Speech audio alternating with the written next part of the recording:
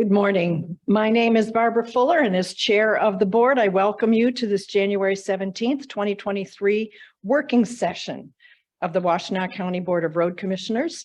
Our office coordinator, Aaron Smith, will describe how our meetings operate, how to access the agenda packet, and how people may participate remotely. Aaron.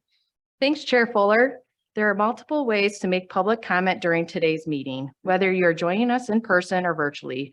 If you're here in person and would like to make public comment, please fill out the sign-in sheet now. If you're joining us virtually, we will ask you to virtually raise your hand at the appropriate time in the agenda. If you're joining us virtually, the chat feature on this Zoom meeting is available only as technical support for users on their computer or smartphone. If you're experiencing technical issues with audio or video during the meeting, submit a comment in the chat feature and I will help you troubleshoot. If you're a staff member experiencing issues, please contact the IT help desk for assistance. The audio and video of this meeting is being recorded, and a link to the video recording will be posted to WC Roads in the coming days. There are printed copies of today's working session agenda on the table here, and it is also posted on our website. There's a link available in the chat if you're joining us from your computer or smartphone. And now I'll turn it over to Chair Barb Fuller. Thank you. And with that, I call the meeting to order and ask Aaron to please call the roll. Chair Barb Fuller, Present. Vice Chair Rod Green, Present. Commissioner Gloria Yamas, Present. Commissioner Joanne McCollum, Present. and the following directors are in attendance: Managing Director Cheryl Siddle, Director of Engineering and County Highway Engineer Matt McDonald, Director of Operations Adam Lape, and Director of Finance and in IT Dan Ackerman. Thank you. Oh, he has an excused absence. Who has an excuse? Oh, Dan Ackerman. Oh, okay. Okay. The next item on our agenda is public participation. This is the time set aside on the agenda to receive comments from the public. This is not intended to be a period for dialogue. Each person will be allotted 3 minutes to address the board. Aaron, can you explain how people can be recognized and tell us if there's anyone who wishes to be so recognized? Since this is a hybrid meeting with both in-person and virtual attendees, we will take turns between those attending in person and virtually. For virtual attendees, we ask that you virtually raise your hand now. If you're joining the meeting on your computer, first make sure to click Join Audio. You can then raise your hand by clicking the Participants or Reactions button at the bottom of your screen and then the Raise Hand button. If you dialed into the meeting from your touch-tone phone, raise your hand by dialing *9. I will unmute virtual participants with raised hands one at a time, and then I will announce your username or last 4 digits of your phone number when it is your turn to speak. Please share your name and address before beginning your comments. For in-person attendees, we will start with those of you who have signed up on the sign-in sheet as you walked in. If you didn't sign in, you're still welcome to make comment. I'll notify you when it is your turn. At this time, we do not have any virtual or in-person attendees that would like to make comment. Thank you, Aaron. So at this time, I will turn the meeting over to Cheryl Siddle, our Managing Director. Take it away. All right. Well, good morning. First up on the agenda, we have Nate Murphy, who's here to talk about our local bridge program. Obviously, bridges are a very important component of our system. We often refer to them as expensive little dots on the map, because as good as the road may be, if you don't have a functioning bridge, you've got a whole host of issues. So Nate's going to explain to us sort of how we go about talking about them and the different components and the local bridge program, which is a very important source of funding for us. So happy to turn it over to Nate. Thank you. Good morning. Good morning. Nice to see you all. Nate, if you'd identify yourself, so if someone's listening and for the Perfect. recording, it's clear who's speaking. Yes, this is Nate Murphy. I'm Nate Murphy. I'm the bridge engineer here at the Road Commission. Just wanted to give you an update on our bridge program and the funding sources. And do I have that presented yet? Okay. Oh, so Nate has to drive. You're not driving? Ah, okay. Is that good? Can you go full screen? I don't know where that button is.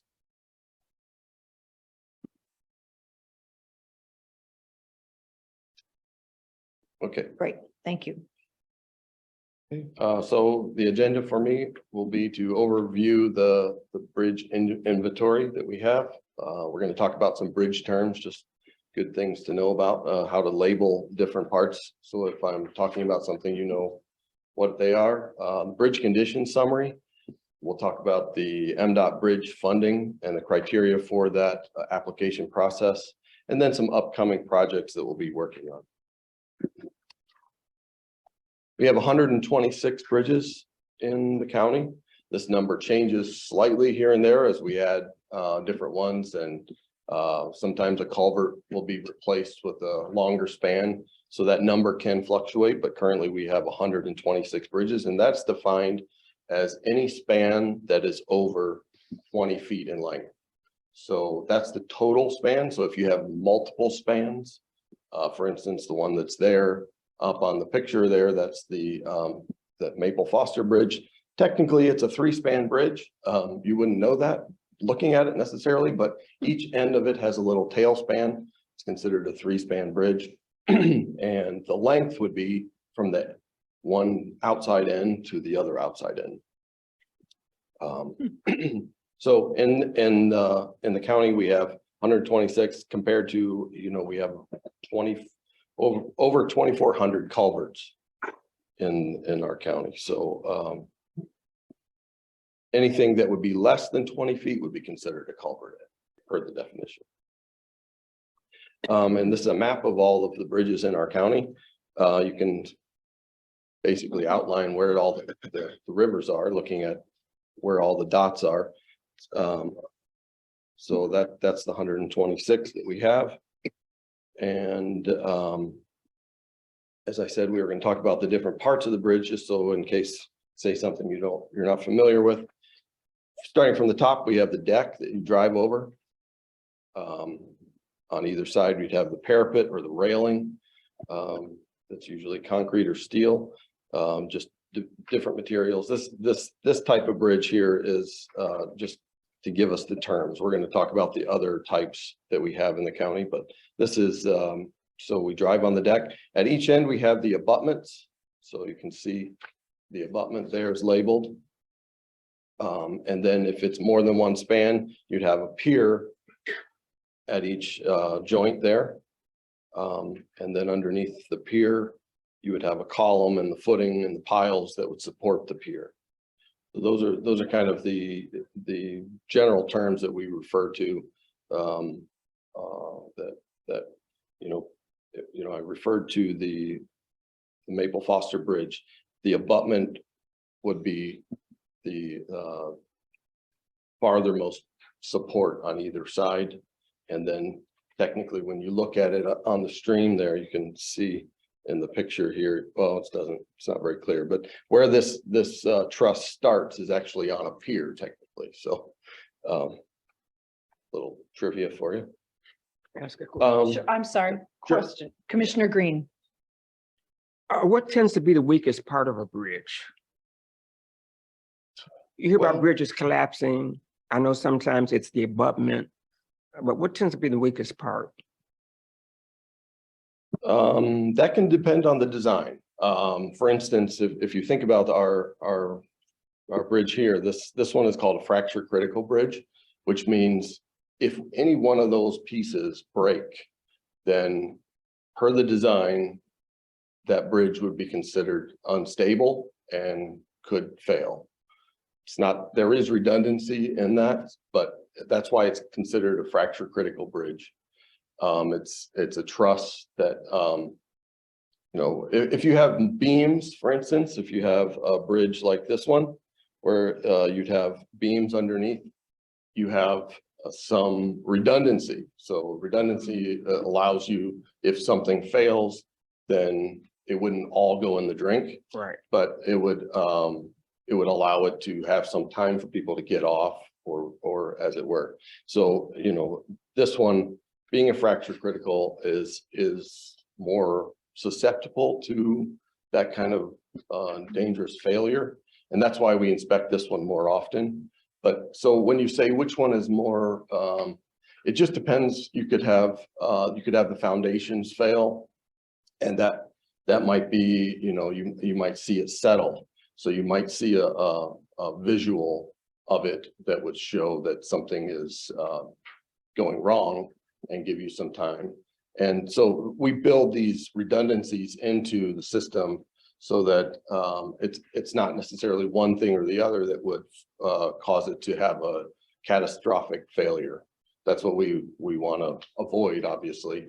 And so we work those redundancies into the system. So I don't know, to say one or the other, it's hard to say particularly because, you know, it'll depend on if you had a beam that was designed incorrectly. Say you had a concrete beam that didn't have enough strands in it. And that could be, that would be your limiting factor of the bridge.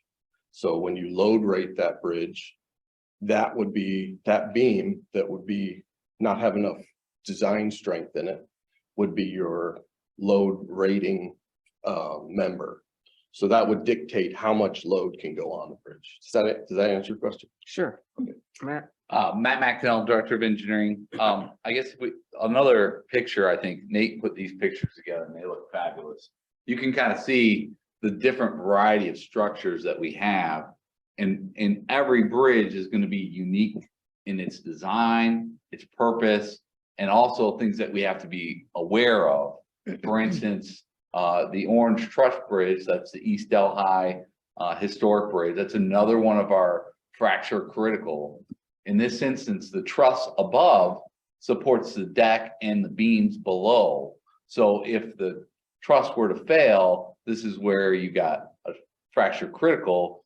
It would all fail and be unstable and could potentially fall into the river. The other large bridge to the right, upper right, you can see the beams are supporting the deck, the pier is supporting the beams.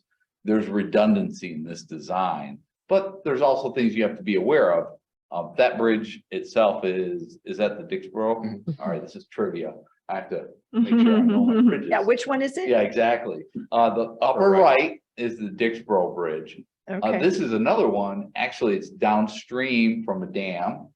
And so this one, you have high velocity in the river because the water's coming out of the dam and it's scouring below underneath the water, our foundations and our piers. So we have to, have to be very aware for this bridge.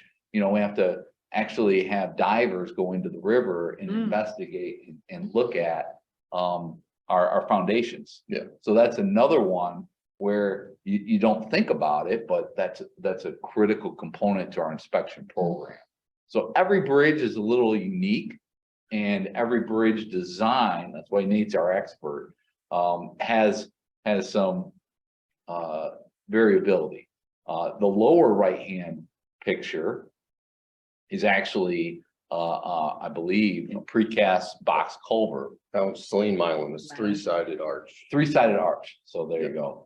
Saline Island. So It looks like it's falling apart. yeah, that's the riprap down below. It's a rock that is good for the fish to line that structure's bottom so that it will essentially silt in, and that's part of our Eagle permit. We're also under construction on that bridge. Yeah, that one's Yeah. definitely. Okay, I'm like, So they'll further explain, but I just want to jump in. It can get complicated quickly. But rest assured, we have varied number of design structures. Nate is well versed in all of them, but to ask that it's a great question, but it's a complicated answer because of our variability of structures throughout the county. All 126 are uniquely designed for their specific location. And then depending on when it was constructed, what were the design practices then? Obviously, if it's over 100 years old, much different. The fire truck, we laugh, the fire truck design for something that was over 150 years ago is much different than the pumper trucks of today. So just even knowing that, they're very unique. So anyway, I'll let Yeah, Nate And continue. I'll just add that another component of that then becomes inspection, which I know Nate's going to talk about as well. any other questions? I do, but I think I'll Commissioner wait. Yamas? Thank you. I think I'll wait because I do have questions about the inspection, so I'll wait until Okay. you get to that. Okay. Yeah. I have a question Sure, that go ahead. Doug Fuller would frown at me if I ask it. Is parapet another word for a railing? Parapet? Yes, yes. Okay, So, sorry, Doug. MDOT standard, for like when you have a pedestrian walkway, they'll have a concrete parapet with a two-tube railing on it. You've seen those. Even the one right here over, 94 Mhm. on the west side has the parapet, there's a sidewalk there, but on the other side, if you notice, it just has a concrete barrier. It's a type 4 barrier. That different pieces that they use, but parapet is definitely another term for that, or railing. Okay, Well, and part of why we did have that slide on bridge terms is Mhm. exactly that, Commissioner Fuller. We want people to feel comfortable with those terms. Right. Matt and I laugh, we're both more road people and we don't speak bridge. Nate speaks bridge and is trying to help all of us understand when he's talking about these highly complex structures, Mhm. what the various pieces are. But if he's talking and we don't understand, that's not really helpful. So that really is the purpose of that. So if there is terminology that we're using that you don't understand, Yeah. please raise your hand. Commissioner Doug Fuller was unique. so permission granted, everybody. Something doesn't make sense, ask. So yeah, this slide again was to highlight the different types of structures that we have in the county, widely varying from our truss bridge there that be considered a through or a pony truss, that kind of truss that you can drive through, built 130 years ago, to the upper right was the Dixboro Road Bridge that was built, I think, in 04, multi-span concrete girder bridge on piers and abutments. Lower left is the Sharon Valley Road Bridge that was constructed in 2018. And then again, the one on the lower right is the Saline Milan. If you look at these different types, there's the beam with the concrete deck and some of them with the railing. That would be a parapet railing right there on the lower left. Has the aesthetic treatment to it on the outside. And the two-tube railing. That's just the MDOT standard for the parapet there. And then the lower right would be another type. We have that one's pretty unique. Three-sided arch. I picked that one because that picture during construction, because when you go and look at that one, it's all underwater because there's that dam that's just downstream and they keep the water level so high. All you can see is just the top of the, so there's nothing really to see when you look at it. But that is a three-sided arch. And that was constructed in 2019. This is the Gettys Road Bridge done in 2021. This is another type of bridge that we have. This is, and again, remember, it talks about span length. So it looks like a culvert, and I've always called these culverts, you know, from my past design experience, because that's the type of structure. But because the span is over 20 feet, so from side to side of the box, the requirement is that that's considered a bridge and is inspected as such. So this one is a concrete box structure, and they come in segments. Here it is being constructed. I know it looks like that guy's standing right underneath the box, but he's really not. Just safety, they wouldn't do that, but that's how it's constructed. It's really a great process. It's all prefabbed in the shop and then brought on site and placed together. So that's a concrete box structure on Gettys. And this is the Denison Road Bridge replacement that we did in the same year, 2021. This was a bulb T, concrete bulb T structure. And here it is with the beams going in. So that. Wow. And the finished work. We doing there. time-lapse photography on any of these? We did not, but I have a lot of pictures. If you string them together, you might be able to get close to it. Yeah, yeah. Wow. And then again, the rehab project that we did on Maple Foster and on East Delhi highlights the truss. So there's a wide variety of projects or bridge types that we have in the county. Here it is under construction last season. East Delhi on the left. The one on the right is we were down inside the enclosure inspecting some of the elements on the Maple Foster Bridge.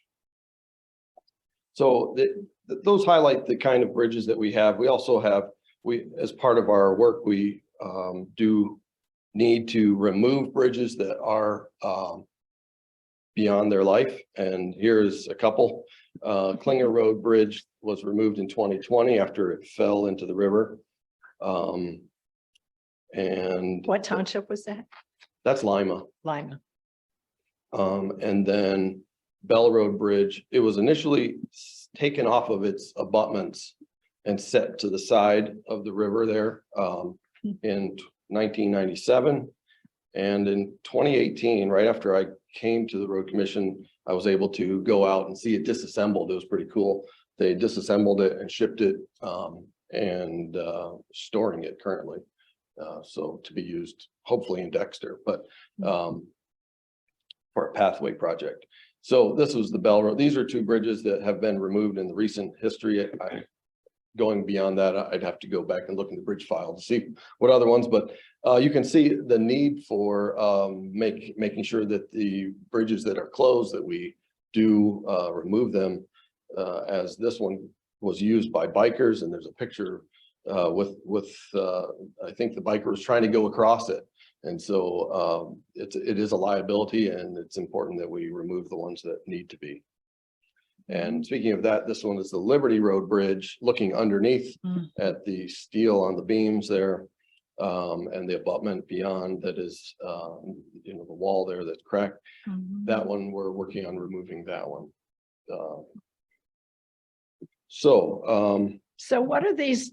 It looks like you've got bags of concrete stacked up there on the right hand side underneath. What is that bridge is currently closed. Okay. It's not being used. It hasn't been since 2011, I think. So it's been closed a long time. But yes, they did plug the hole there with concrete bags. So And this is also in Lima? this is Lima as well. Yes. Yeah. We're working to get this one removed. Yep.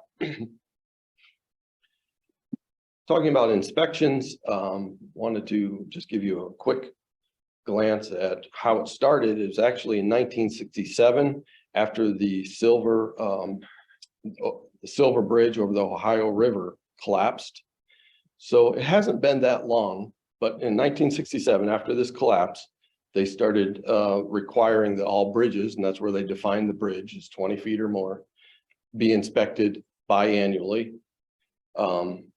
When they're in poor condition or their rating gets down low enough, or for instance, we talked about fracture critical, they're bridges that are like our truss bridges that are more susceptible to failure, and also scour critical. Scour is again that removal of the sediment around the foundations from the river action, and that can cause foundation to fail. So if you have any of those where it's a poor rating, fracture critical or scour critical, they need to be inspected every year. So all of our bridges are inspected with this pattern, and this bridge in 67, it seems kind of strange that it took that long before they were inspected, but that one was a terrible loss of life of 46 people killed. So Commissioner Green has a question, Nate. yes. Is it accurate to say that culverts are not inspected as often as bridges? They're not mandated by the federal law, I didn't think so. but we do have a program to do that, and we do it by the tiers of so we have 4 different tiers of our townships, and we've set it up so that every year we do a tier, all of the culverts in that area, and then we also do that same every 2 years. We will do any that are rated I think it's 4 or less, I think is the rating. I have to double check that. And this goes from anything above 5 feet, 5 to 19. So that's that program. So any span of the culvert that is from 5 to 19 is in this tiered system. So we are inspecting. We're not required to do that. We do that because if you fall in a hole that's 19 foot versus a hole that's 20, still hurts as bad. So, Yeah. so Imagine. yes, so yes, thank you. We do inspect those. And those tiers are determined just to rotate Right, through them. They're not correct. prioritized in. any Yeah, with particular- 2,400 culverts, well, that's all of them. So I can't remember the breakdown of what is 5 to. If it's in here somewhere. There's a tell us few the way- hundred, there's a few hundred of them. It's not in there. I don't think, Okay, of the culverts that are 5 and above. Hmm. And so it's a lot to inspect every year. We feel like this is a reasonable, safe way to address that need. Thank you. So our current bridge conditions are 79% are in good and fair condition. We have poor condition at 15% of them. And 6% are in serious or critical condition. So we keep an eye on those again with the inspections and are working toward getting funding to improve these numbers. And so we can talk about how we get these kind of things improved. We want to bring that serious and critical number down.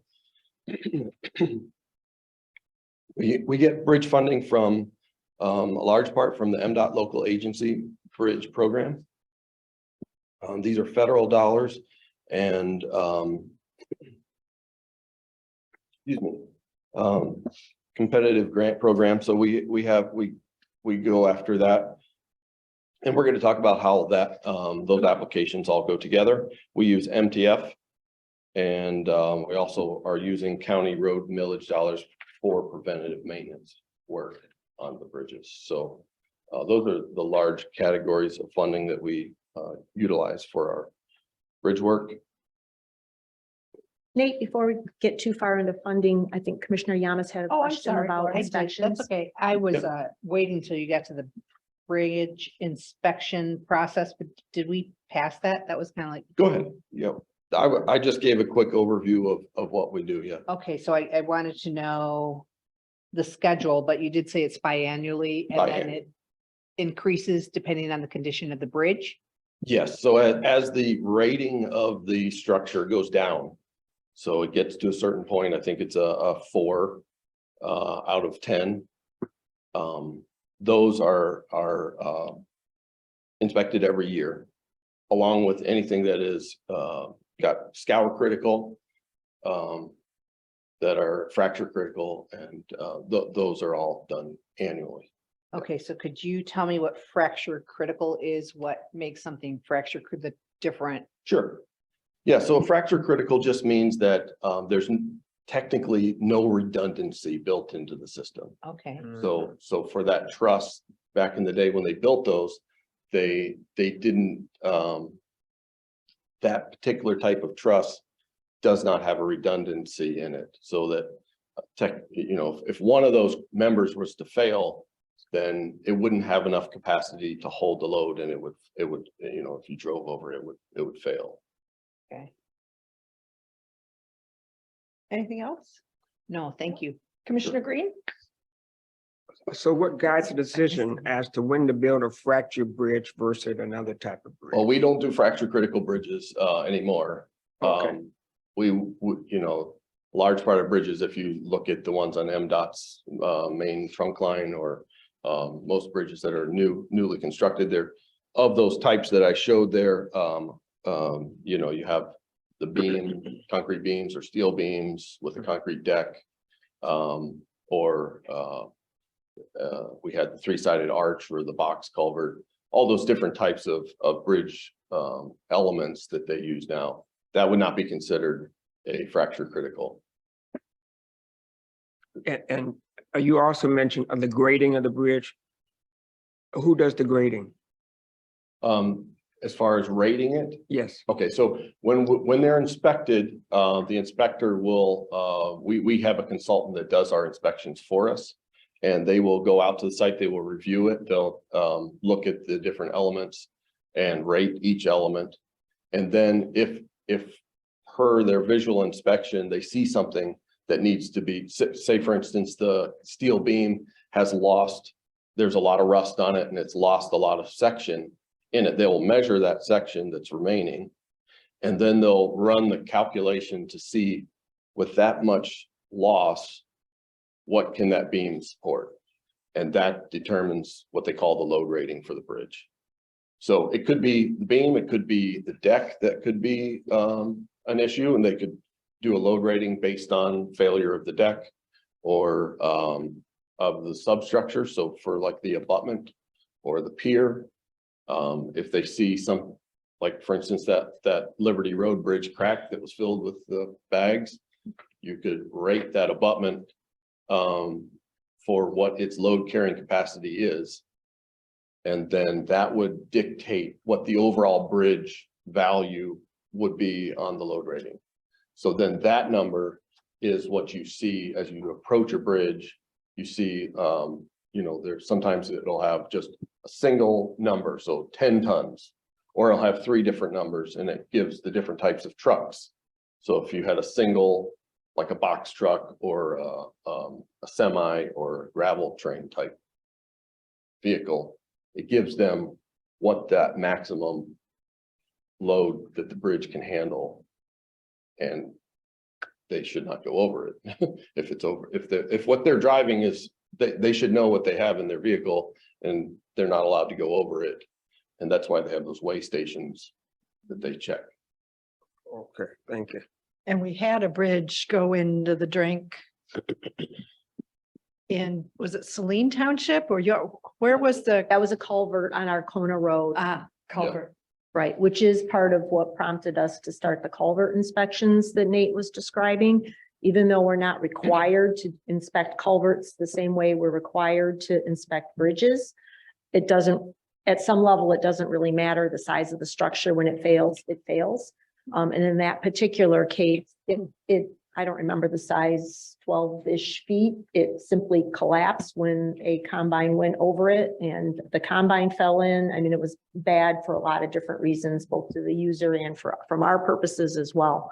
It was immediate closure of the road, obviously, as we had to pull that out and then go through the whole permitting process and all of that to have it replaced. So instead of being reactive like that, we decided that we would, as painful as it was, because our culvert conditions were horrible at the time, but that we would at least go out and inspect and at least have a handle on how bad is our system with culverts so that we could start conversations, because a lot of those were on local roads. So that involved conversations with townships. And that was when this board also stood up the cost sharing program when it came to local road culverts being replaced and sharing those costs at 50-50. So a lot came out of that, but it was a very bad experience at the time.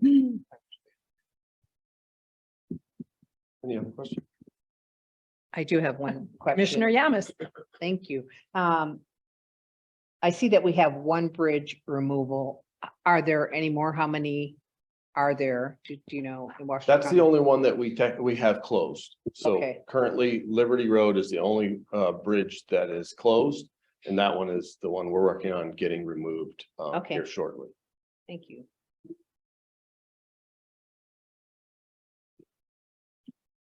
And a side note, if you close a bridge, you know, because of the inspection, you know, process, as you know, if it's closed for I think 5 years, then it's taken off of the registry, the National Bridge Registry, unless you apply for funding to get it replaced. It doesn't mean you get the funding, but you have to at least apply for it, and that'll keep it on. That's why it's been on there so long. But we would like to get that off. There's a lot of people that like to get it off the registry. Okay, so we were talking about where our funding came from. And this one shows the MDOT funds that we get are from the gas tax and the highway bill. That number that they bring in is then divided among 7 MDOT regions. So we're in the university region. There's other regions like the Grand, the Bay, the Metro, the Southwest. There's 7 of them, and that they just divide up the state. And they take that value of money that they bring in and they distribute it among these 7 regions.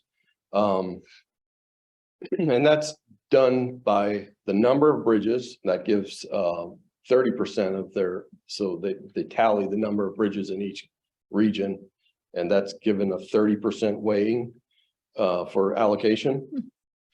Then 30% is due to deck area. So if you have a region that has a lot of long bridges, you know, it's not just the number, it's the length of them that matters for funding. So that's 30% of the division. And then for structurally deficient, as their number goes up in a region, you know, that's weighted more. So they give 40% weight for each of the regions. So that would cover as the bridges deteriorate, you would get more funding sent to your region. So again, we're in the university region. And so the funding also covers for large bridges because, you know, right now, currently, the numbers aren't high enough to cover everything, obviously. And so when you have a large bridge, it can be really hard to get that funded. So they take those out and they put that in a separate category, and that's called the large bridge category. And that any bridge within the region that if you're applying for a large bridge, excuse me, if that application is 50% or more of what is allocated to the region, that makes it a large bridge. So that's how they define that. So it's kind of how we get our money or most of the MDOT money that we're going after. So it starts with that gas tax, and then it's divided up using this criteria. Does that make sense? Yeah. Yeah, I was just, I mean, you answered one of my questions. I was wondering if it was equally distributed, but it's based on the condition of the bridges. Yes. And my understanding that in Michigan, our bridges are not in very good condition. So, I mean, who's worse and who's having, who gets most? So they do tally it. You know, they have all of the structurally deficient numbers. They keep track of all those. They have to, because we have to inspect them. So that's part of the number.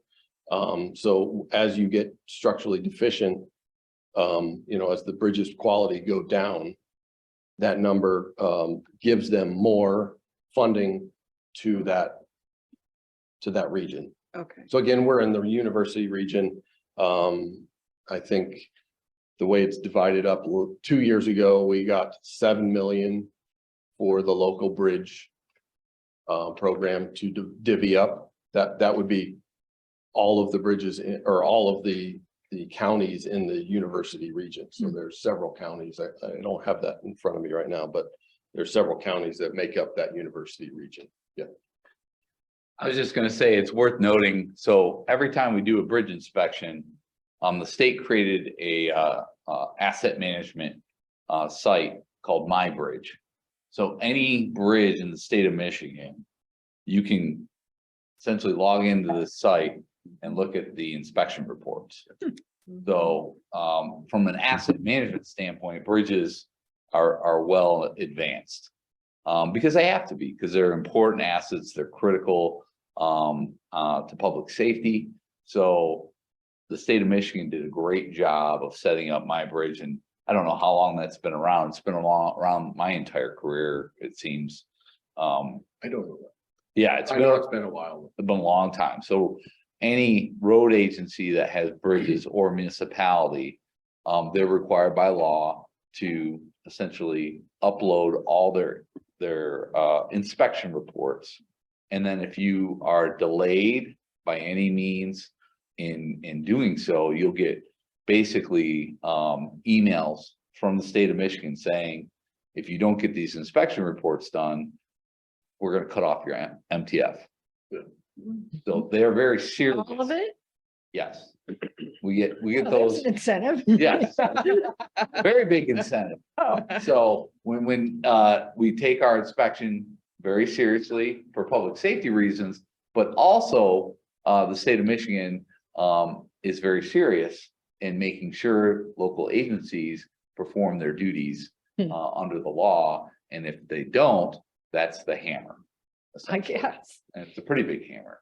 Yeah. So when you ask, how do we know where we're at? Well, my bridge pretty much has everything down as far as what is the condition, the number of bridges. And so coming up with a weighted way of distributing these funds is relatively an easy task, given the fact that they have all this information and data to make these analysis.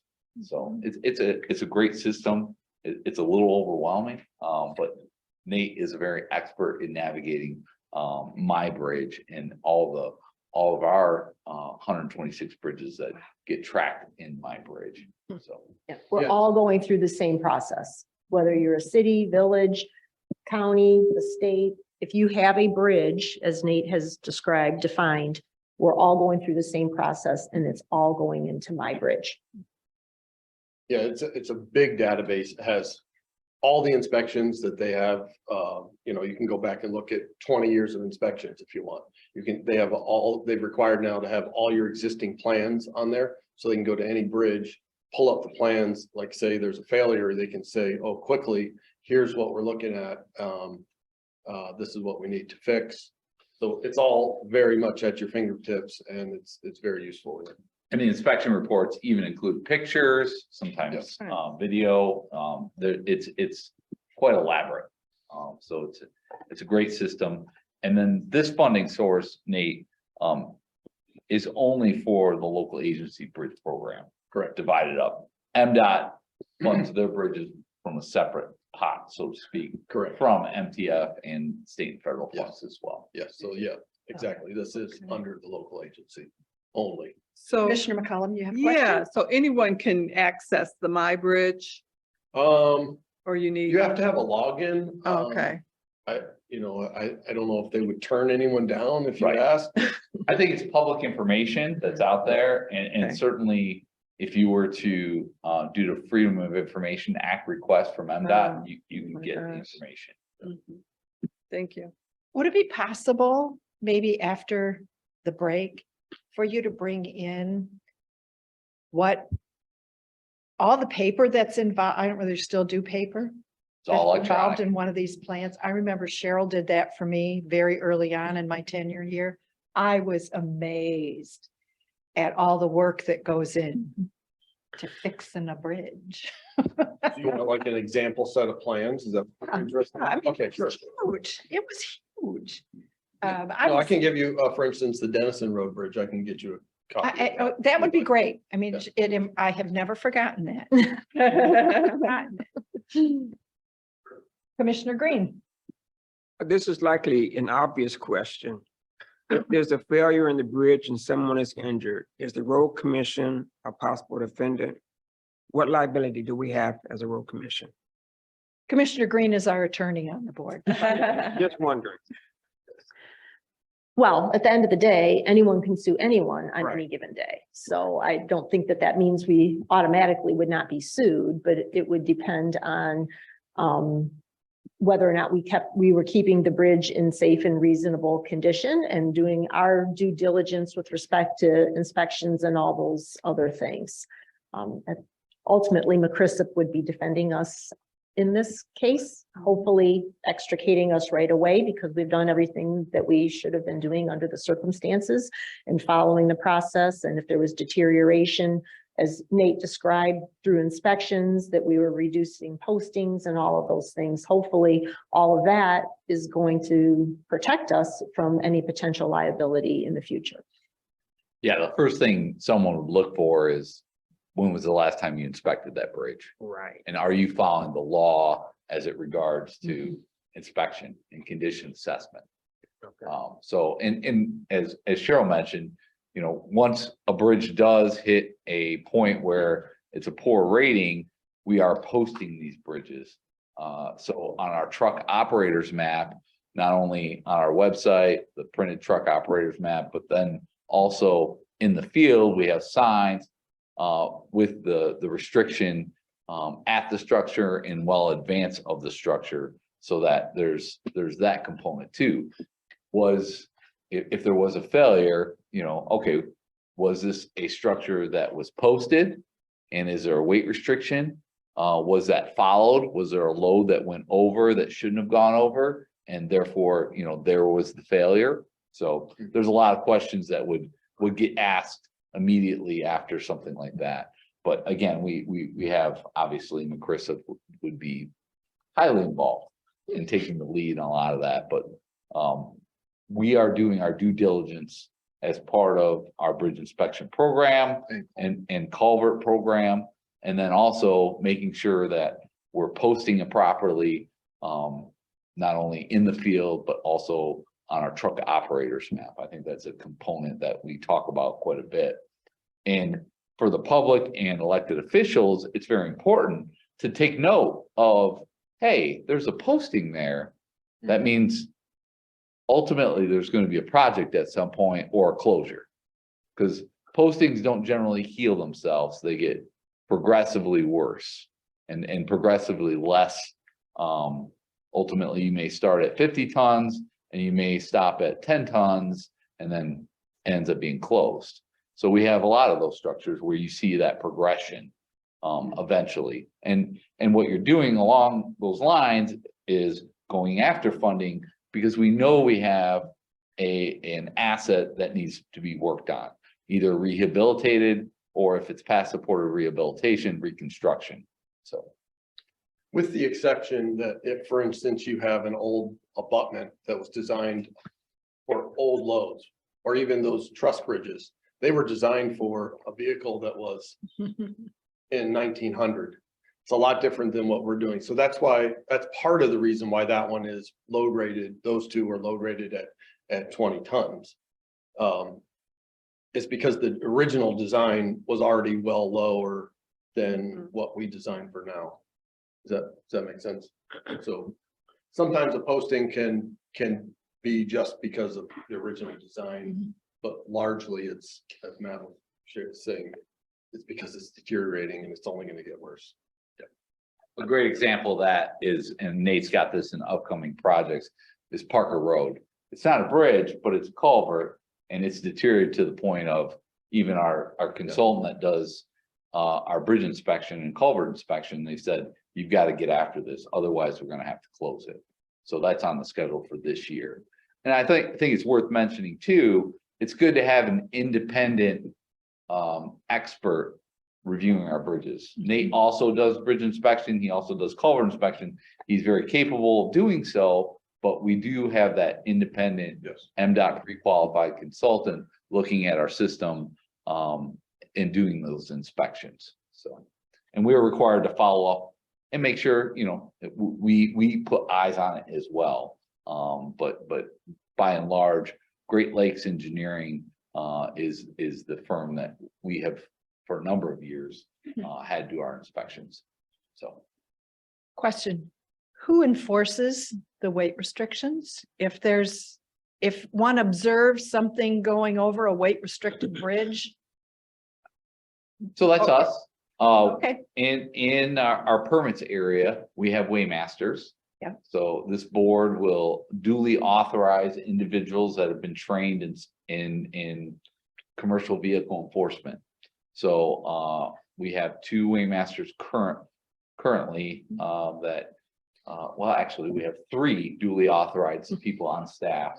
They have moved around. They are no longer working permits. For instance, Jared Powers, one of our superintendents of maintenance, worked in permits and was promoted into operations.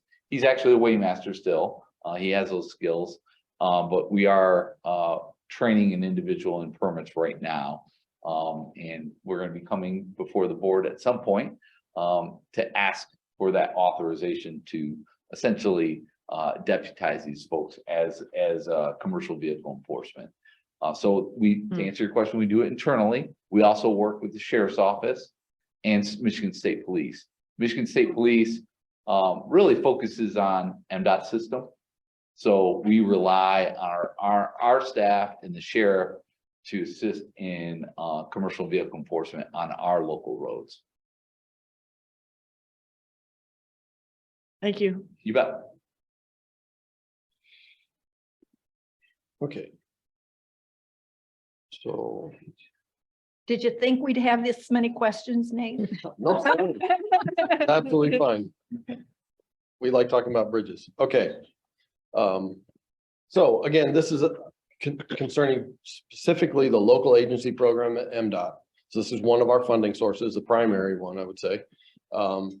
They set it up so that for each region, they accept applications from local agencies. So that'd be, that's what we do. And usually, currently we're using 4 applications per agency. There was time a couple years ago where they went unlimited and it was unbearably, the number of, it was just much too much. So they've now limited it, thankfully, to 4 per local agency. And these applications are scored. So initially, after each agency, so the road commission, we turn in 4, MDOT reviews them and scores them based on, you know, their criteria. I'll show you that. Then after that, it goes, all of those applications are sent to each region as a bridge council. And each of those bridge councils reviews them and scores them.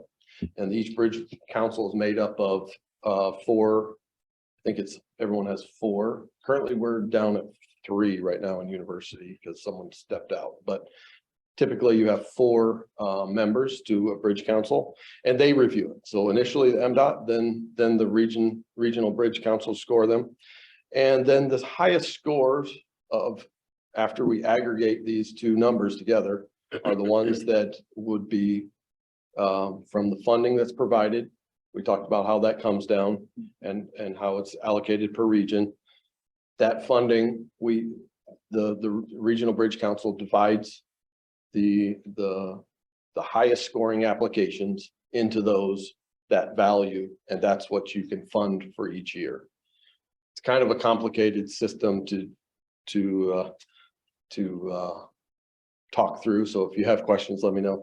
And then another wrinkle is they want 50% of the money currently we're going to use on system and 50% on off system. So that's kind of a weird one because we talk about here at the county, we have local bridges. So that'd be like in the townships and then the primaries, right? So a primary road bridge, we don't ask the townships to fund 50%, but on a local one, we would.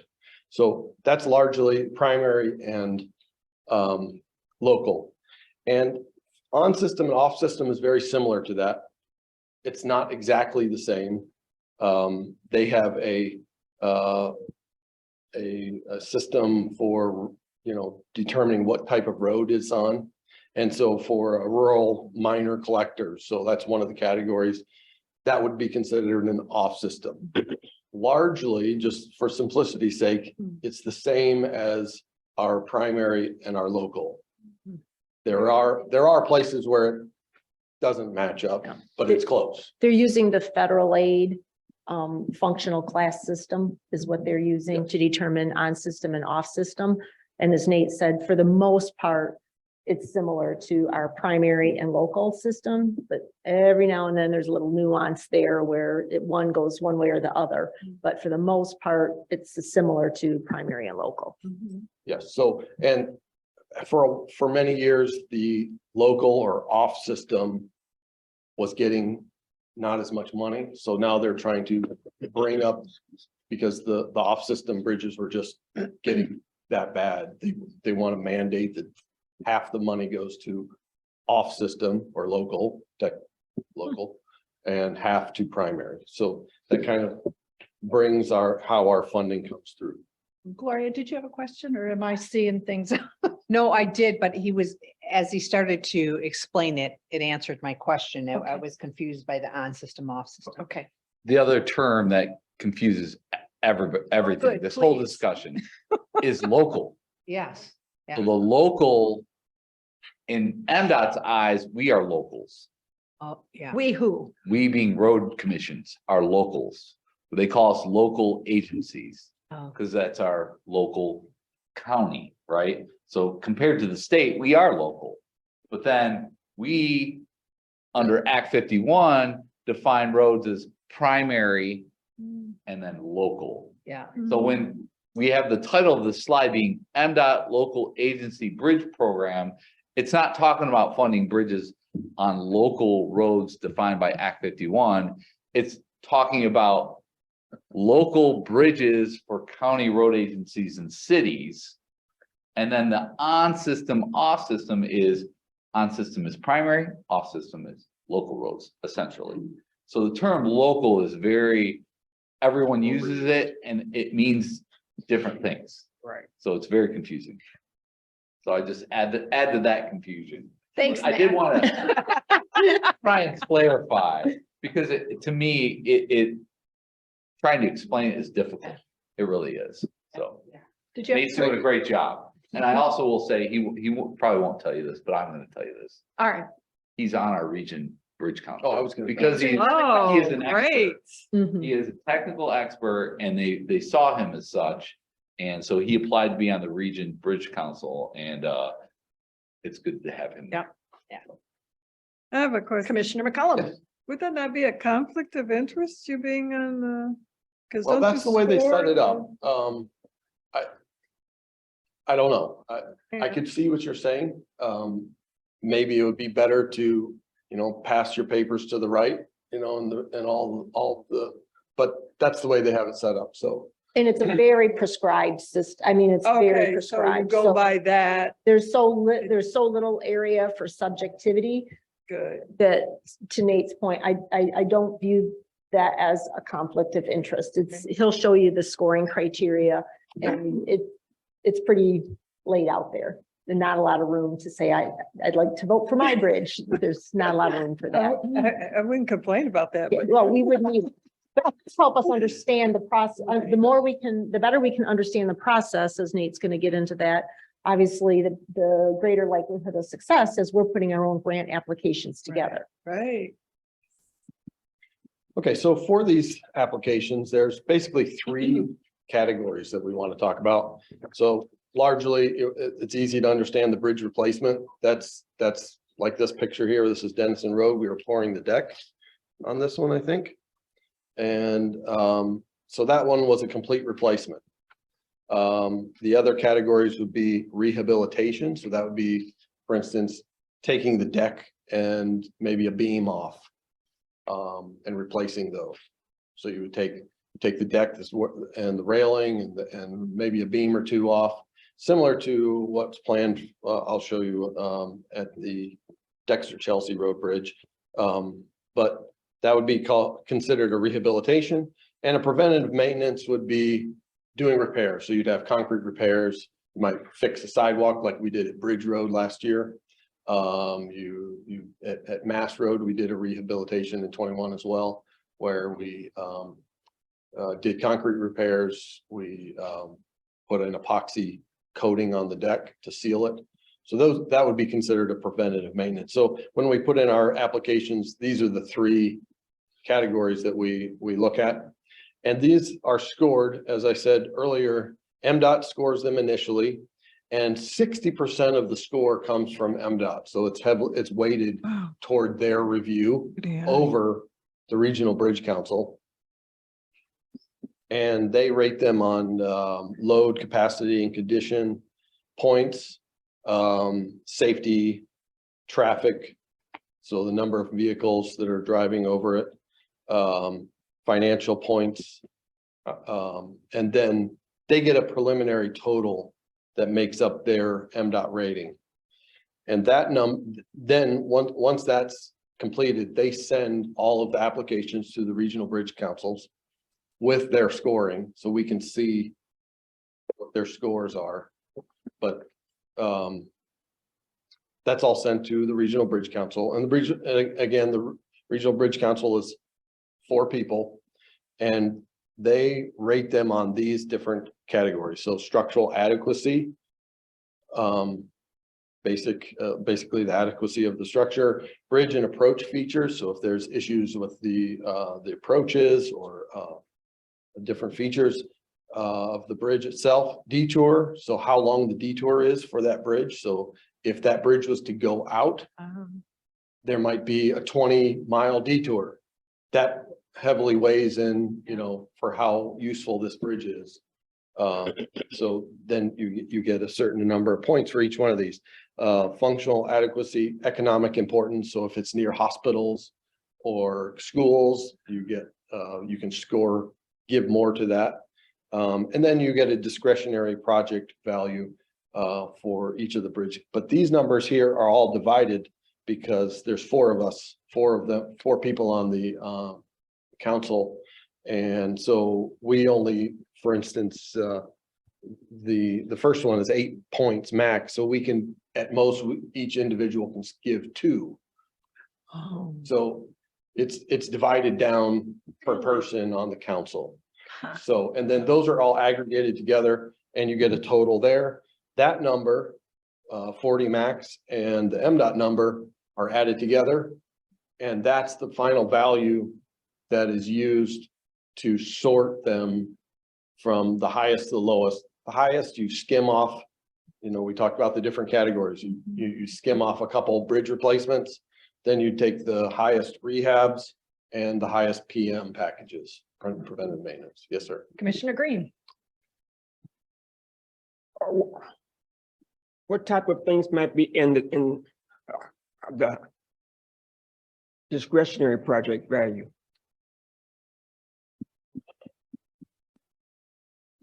Well, I think it's up to the discretion of the member. So for me personally, when I'm looking at it, I take in account all of the other parts here, specifically like economic importance, for instance. If I'm reading it and it's a really compelling application, I'll give more. I think on that one, I'm allowed to give 2 points maximum. Each individual on the council could give 2. But you can, you kind of just, I don't know, there's nothing prescribed in that. Right. It's discretionary, but for me personally, it's how well the proposal was put together, how well they present their needs for that. For instance, there was a city that had one last year that it was very close to their fire department. And so, and it was, they don't have very many structures and they don't get much MTF. So for them, I can feel what their need would be, in this specific case. And I did vote that one higher because, they had issues there. So it's a lot of different cases, but I use the framework that they already have there and, go on how well, their case is presented. Okay. Yes, thank Okay. you. Anything else? Good. No. Is this a good time to ask people if you want to take a little break?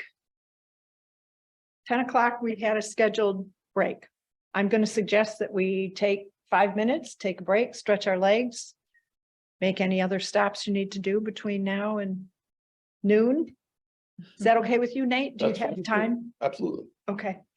All right, let's take a little recess here. What time would you like people back, Commissioner? Fuller? 10 after, 15 after, we'll reconvene. 10:15, we reconvene. Okay. That's my goal. All right.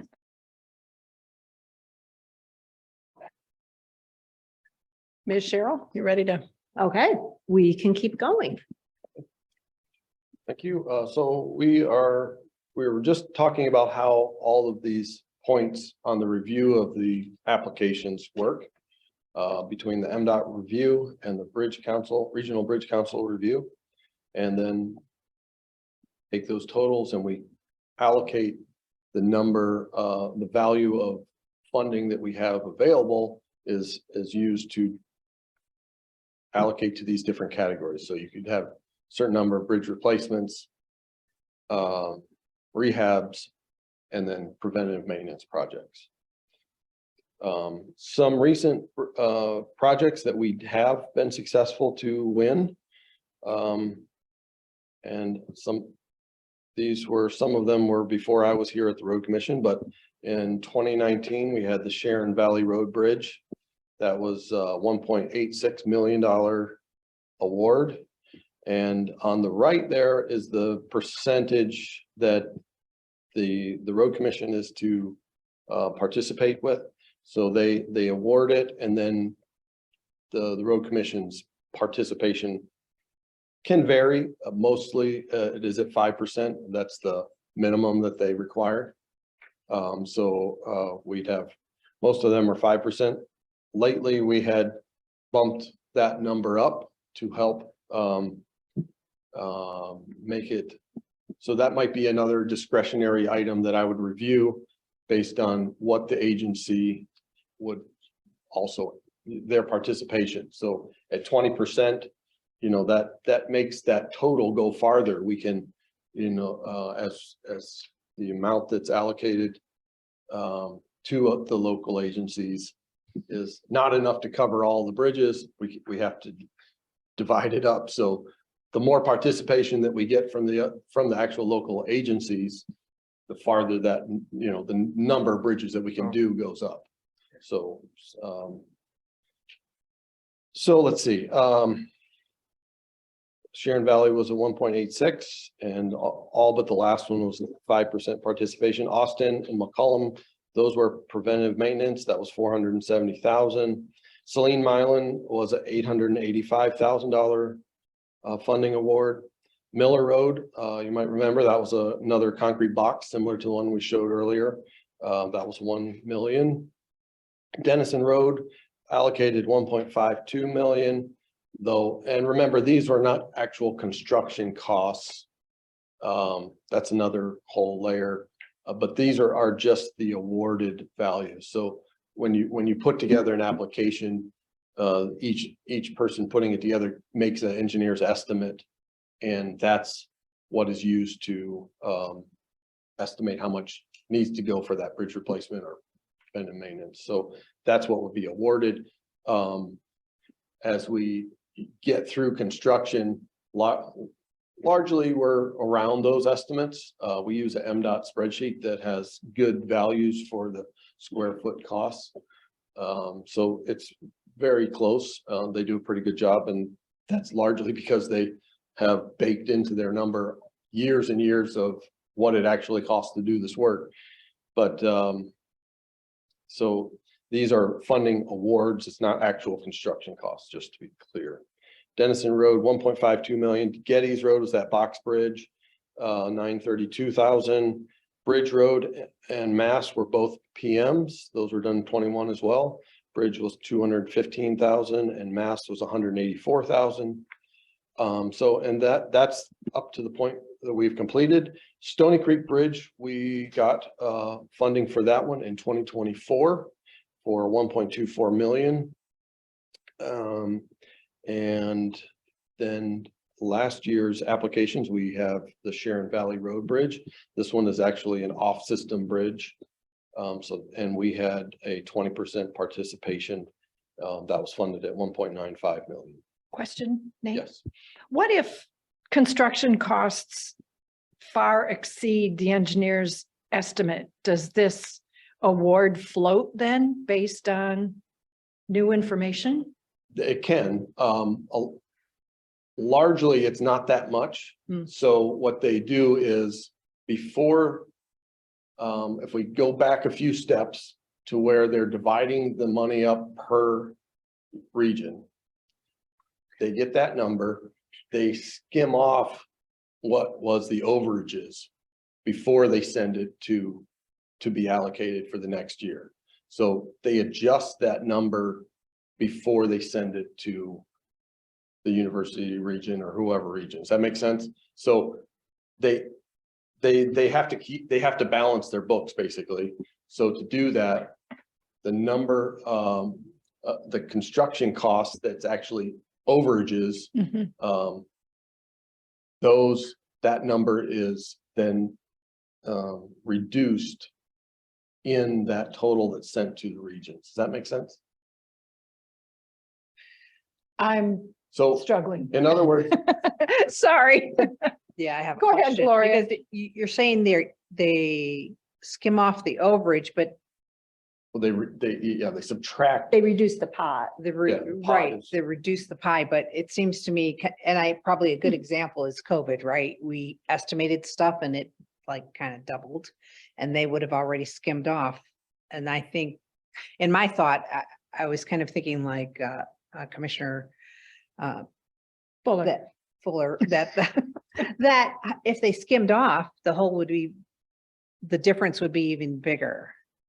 Well, so the pot is there Yeah, that they got from the tax and highway bill, So right? University Region pot. is We what you're got the talking about. university, yeah, we Okay. got that pot. But we have last year's projects that are already done, the real numbers. oh, I see. And so they compare that to what was awarded. Okay. Some might be under, some are over. So they resolve that to a number. And then they subtract that out of the pot first before we start dividing it up for new work. For the following year. Right. I see. Does that work? Yeah, it works. If it's, Not an engineer's term, but does that work? it works because, one, if it's way over, MDOT will send an email and say, this is well over, I don't remember what percentage, I can't remember right now, but it goes back to the University Region Bridge Council and says, this is way over. Are you willing to fund that, or is it going to be on the local agency to pay for that? That's before the project's awarded. I mean, not the funding award, Yes. but the actual Yes, bid correct. award. Thank you. Yes, Yes. correct. Yeah, so there's various steps in there where the program is checking itself, so to speak. Mhm. So you have your funding award. And then you go through your plan development, and then you bid your project, and you see where that falls when the bids come in relative to what your award was. And that was what Nate was just describing. If it came in double the price of what you were awarded $1 million and your project came in at 2 million. Mhm. Now there's a check that's gonna say either University Region, are you willing to fund this? Because it's gonna come off next year's allocation. Or, and if the University Region's like, no, that local agency might have an opportunity to say that they'll award it or that they'll pay that extra. Or they just say no project, or they're gonna re-examine the scope of the work. I mean, there's different ways you can go about doing it at that point. Yes. Yes. I guess that was my That's a. question. But all of check that's trying right to there. keep those things in check so that that very limited pot of money continues to go forward and everybody's getting their share and the projects are coming in the way they should be coming in. So if all of those things fall through, right, there isn't enough money in that reserve fund is in my head, you called it a skimmed. Well. If there, let me finish. If there isn't enough money and the local folks say, no, we don't have it within our capacity either. And the project is just pulled the plug on the project. Does it then can you resubmit for that project, or is it just DOA and it's gone? Yeah, you can resubmit, and they can take something out of the scope of work, for instance. Maybe it's not a replacement. That's harder to take something out of the scope. But if you have like a rehab and you say, well, I'm not going to do this much, we're only going to do this much. Mhm. So there's different things that you can do with it, but Okay. you do have to rebid the project. Start all over. Yeah. Did you have a question? I did. Do you- It's not about what you all are talking about. Okay, did you want to, Yeah, I was just gonna chime in that, we're fortunate. This past year in particular, we talked a lot about rising costs. Mhm. And we didn't have a bridge project that we bid. And that's very good because ultimately Nate and I reviewed MDOT's awarded contracts or low bids, I should say, but we call them low bids, but they weren't low bids. They were 50 to 100 to 200% over the if engineer's estimate. It was very unique year this past year. And I don't know how they dealt with all of it, but in talking with some of my colleagues at other road agencies, sometimes they had to bear the burden of that additional cost if they wanted to get that bridge project awarded to construction. So they may have gone to the Regional Bridge Council, and with the status of all of our bridge projects being well over the engineer's estimate, there was no more money to bring to bear to that project. So then it ultimately became the local agency, the road commission or city. We have to make a decision here. Yeah. What does our fund balance look like? Can we bear this?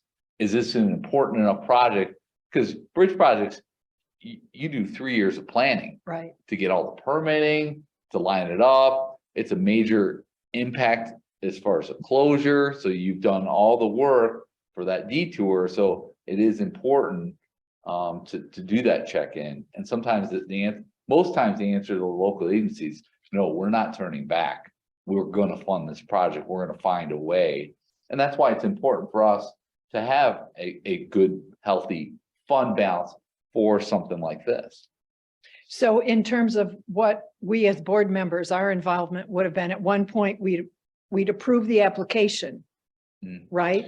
We get a And- resolution from the board saying that we're moving forward with these applications. Right, And then ultimately, if there was an award, we get that happy news, right? right, And then right. ultimately, then once we get the award, Nate will start working on design. We usually working with a consultant. Mhm. And then once we get to the point where we've got a bid package ready to go, final submittal, that's where MDOT will draft a contract. And then the board would also, before that, it would be in our budget. So you'd see it in our budget process. Based on engineer's estimate. Yep, you right? see the line item. Usually there's an appendix in our budget. Yep. We've got our major projects listed and it shows, hey, here's the federal amount, but here's the local share.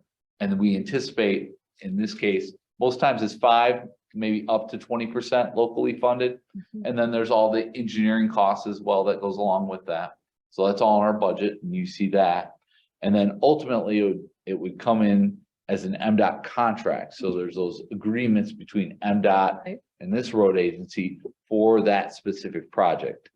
And then once the contract gets signed, MDOT will go bid it. So then they'll go bid it. And then after bidding, if there's a problem where it's above 10%, then we have to make a decision as an agency. All right, what is that amount? And so Cheryl and I have conversations, and sometimes Cheryl will talk to you, the board as well. Mhm. Hey, I want to advise you, we're gonna have to do a budget adjustment in Q2 for this one project, but we're good. And Right. it may not be, if it's of a value where it's beyond, maybe we have to bring it to the board and say, hey, we need approval to do this. So that's kind of the process from your standpoint as a board. And you're gonna see it in the budget, you're gonna see it in agreements, you're gonna see it in the application. You're absolutely right. So those applications will come March. So the difference between the 5% from the road commission and the 20% is those were all on system and this last one is off system? No, Or we made the decision to make our application more appealing. We're gonna put it 20% Mhm. because we think we're gonna get better scoring. Mhm. And we're gonna be, because this is off system. Yeah. That, all right, we really want to get this one, so we're gonna put in more money. And that helps stretch those dollars Mhm. for the region. Okay. Yep. Thanks for Yep. bearing with me. Commissioner McCollum. Yes, the Bridge Road, is that the one in Ypsilanti Township? Correct. Okay, and that was done 2021. 2021, okay. You might Okay. remember, we did some repairs on that sidewalk. It was really, the nose of it was so bad. And then we put an epoxy overlay on the deck. So I'll show you a picture of that, but it's basically it's an epoxy that seals the deck so water and salt doesn't go down and deteriorate the concrete. I remember that, yeah. Any other questions? Commissioner Green? Yes, the importance of the Sharon Valley Road Bridge was what prompted our our 20% decision, correct? I think that last year we did 20% on all of them, correct? So we were just trying to make all of our applications. There might have been one that was not.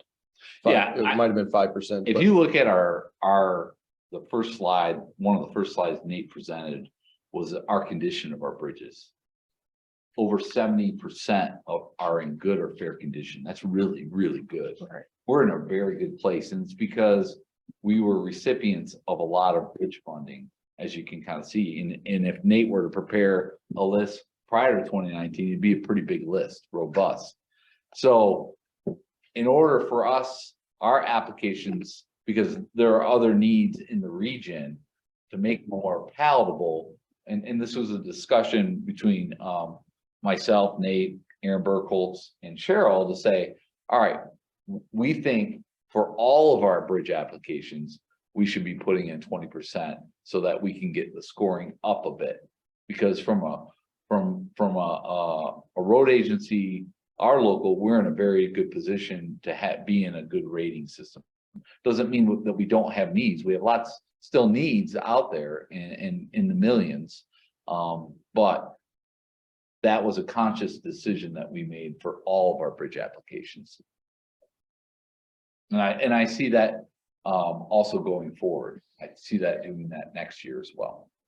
And we're budgeting for that. Right. We're conscious. And we're not unique on that, and this is not unique to the bridge program either. There's other pots of money where there's competitive grants that more and more to be successful, you have to put up a larger match. For example, the TAP applications are becoming more and more competitive, and to be successful, you have to put in a higher percentage of match. That's similar to this program as well. Especially for higher value. So a TAP application, if you're asking for 2 million, you better be putting in that same amount or just less, 50% of the project cost.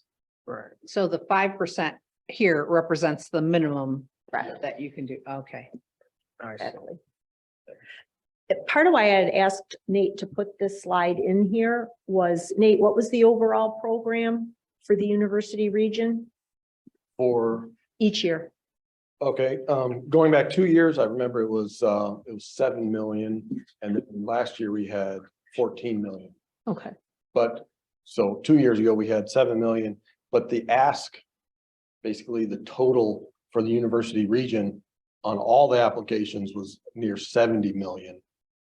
So you can see the number that we have to play with but compare that to the need is just, it's so much lower than what we actually need.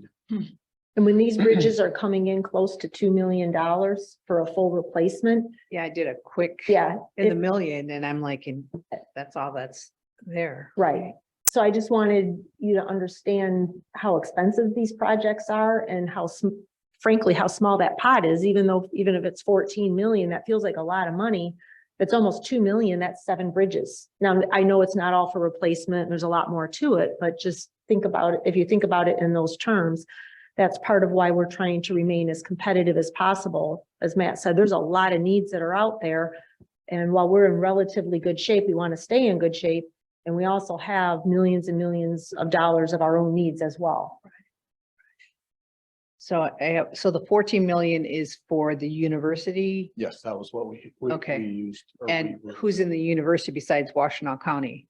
Oh, let's see. You have Ingham, you have Jackson, you have Livingston, Monroe, And the cities that are in. Cities. that same area. correct, City of Lansing, City of Jackson, City of Ann Arbor. So. Wow, okay. And Lot I of think if you competition Google for those MDOT funds. University region. Right. Yeah, I'm sorry, I should have a slide to show you that, That's all right. but I can. You couldn't anticipate all these questions. That's huge competition for these Correct. dollars. Yes. Correct. Wow. Kudos to all of you here. Mm. That means staying on top of it. Mhm. Like you said, applying for all the grants and wow. And scoring, so we come in. Yes, so we do As a- take, when I write the application, I think about the scoring. Yeah. And write it to that, so that we can you know, for instance, a bridge that has a very short detour isn't necessarily going to be one that's going to be picked because, you know, you could just close the bridge and it'd be fine. People might have to drive another minute. But if you have a long detour, then you're like, okay, that one is one that will score higher, or if it has a large number of vehicles. So Stony Creek, I was waiting for that one to be load rated. I actually submitted for that one before it was load rated, and I wasn't on the council at that time, and they said, you know, this one doesn't even have a load rating. I'm like, yeah, I know, but so I was waiting until it got the load rating, because then it pops it up into the category. And because the average daily traffic, the ADT on that bridge is so high, there's like 11,000 vehicles that go over it every day. That compared to a lot of our bridges in our county, that's a high number. And even in the whole region, that's a high number. So that one floats to the top really quickly. So there's factors in there. And for instance, the Sharon Valley Road is an off-system bridge, and they're trying to get funding for off-system bridges. They want to bring up these off-system bridges. So that one was strategic. With a long detour. Yeah. Yeah. So certainly we do write them, and we choose that we talk about it, and we choose them based on the factors so that it scores well. Because again, we're only gonna have 4 applications. So choose wisely. Yeah. Yeah. And be strategic, right? Yeah. A lot of variables. Mhm. Okay, so again, these are the upcoming bridge projects for 24 and 25. Stony Creek is in 24. That's the bridge replacement. We have, as part of the MDOT Bridge Bundle program, you might have seen that on the news, where they're trying to bundle. They've already done one project where they bundled 14 bridges into a package that was put out for bid, and so that it would be rapidly done. So they did this pilot program based on, I think they did it in Pennsylvania. Some other states have done these bridge bundling projects where they bundle bridges together to bring the average cost down. So they try to maximize on the number of bridges that the contractor would get. And so they bundled them together. That was very successful. And now they're on to the next bundle project, kind of looped in. There was some back and forth, but we were able to get the Dexter Chelsea Road Bridge rehabilitation. Now, this was one that I had put in for an application for, and they were willing to put that into the bundle, and it's been kind of back and forth, but it will be going in 2024 is what I anticipate for that. And that will be a superstructure replacement. So they'll take off the railings, the deck, and the beams down to the abutments, leave the abutments there, put new beams, new deck, and new railing on it. So that will get rid of that load posting. There's a picture there in the middle one, shows that's the truck operator's sign there. That will go away. So we're thankful that one went through. And then again, in 2025 is the Sharon Valley Road Bridge replacement. So we'll be starting that design shortly. We also have upcoming a PM package that we'll be putting out, and this will include, we have it set up. We had put it out for bid last year, but it came in too high. We're going to repackage it, and this will be largely epoxy overlays, so that these will be bridges that are in good condition. So you can see these pictures, they are bridges that are somewhat recent, and the decks are in good condition. We want to keep them that way, and the cheapest way to do that is to do this. This is an epoxy overlay, and you can see on the left they're putting the second layer down. There's 2 layers. They put this epoxy resin on, and they squeegee it around, and then they broadcast stone on top, and it basically seals up the deck from infiltrating water and salt, etc. It's not unlike what we do for our asphalt roadways, where we chip and seal our asphalt roadways to keep the good roads in good condition. So we want to keep our good decks in good condition by doing an epoxy overlay. I did want to mention for these projects, it actually, Barb, Commissioner Fuller ultimately was questioning, all right, when do we see these things come to the board? Mhm. Well, this project, epoxy deck overlays, actually was in last year's budget. We bid it out. And as we talked, a lot of bid pricing ended up being really high. So it came before the board and we rejected the bids. The intent is to bid it out this year. However, it is not in the 23 budget yet. We wanted to get through the winter, see where we're at with a budget standpoint. And in Q1, this is one of the things that we anticipate adding back into the budget. But we want to get the bids secured first, see what the number is, and then potentially add it back into the budget for 23. So this one, I don't want you to go to your budget spreadsheet and go, Matt said these were going to be in here. They're not. It's not currently in the budget. Our intent is to hopefully add it back into.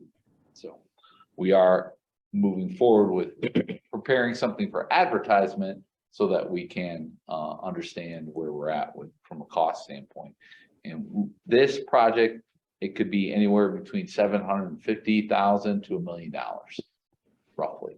So that's a lot of money, but we also are addressing a lot of decks, all those orange dots. I forget 18 bridges that will get touched with this preventative maintenance money.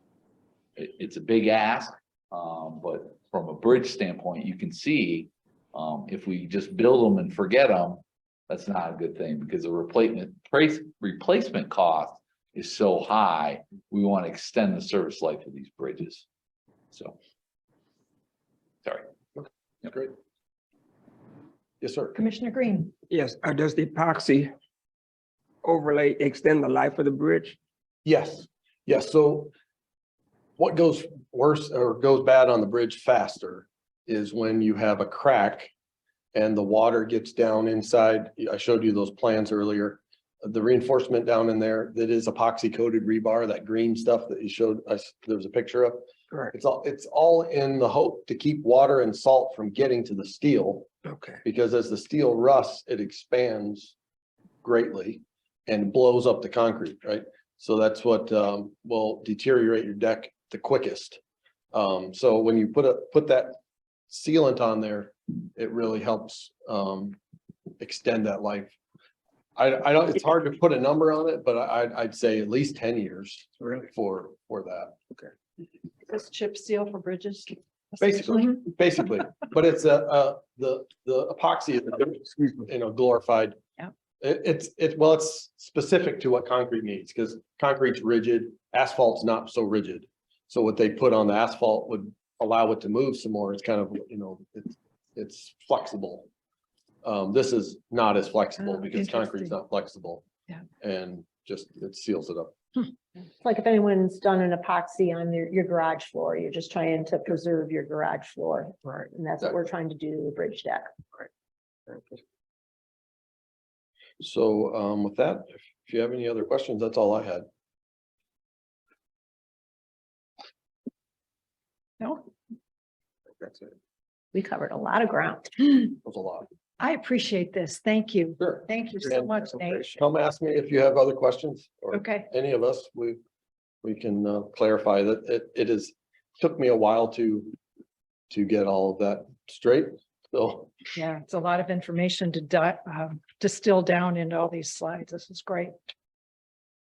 No Thank you. more questions? Anything? Thank you. Okay, thanks, Nate. Thank you, Nate.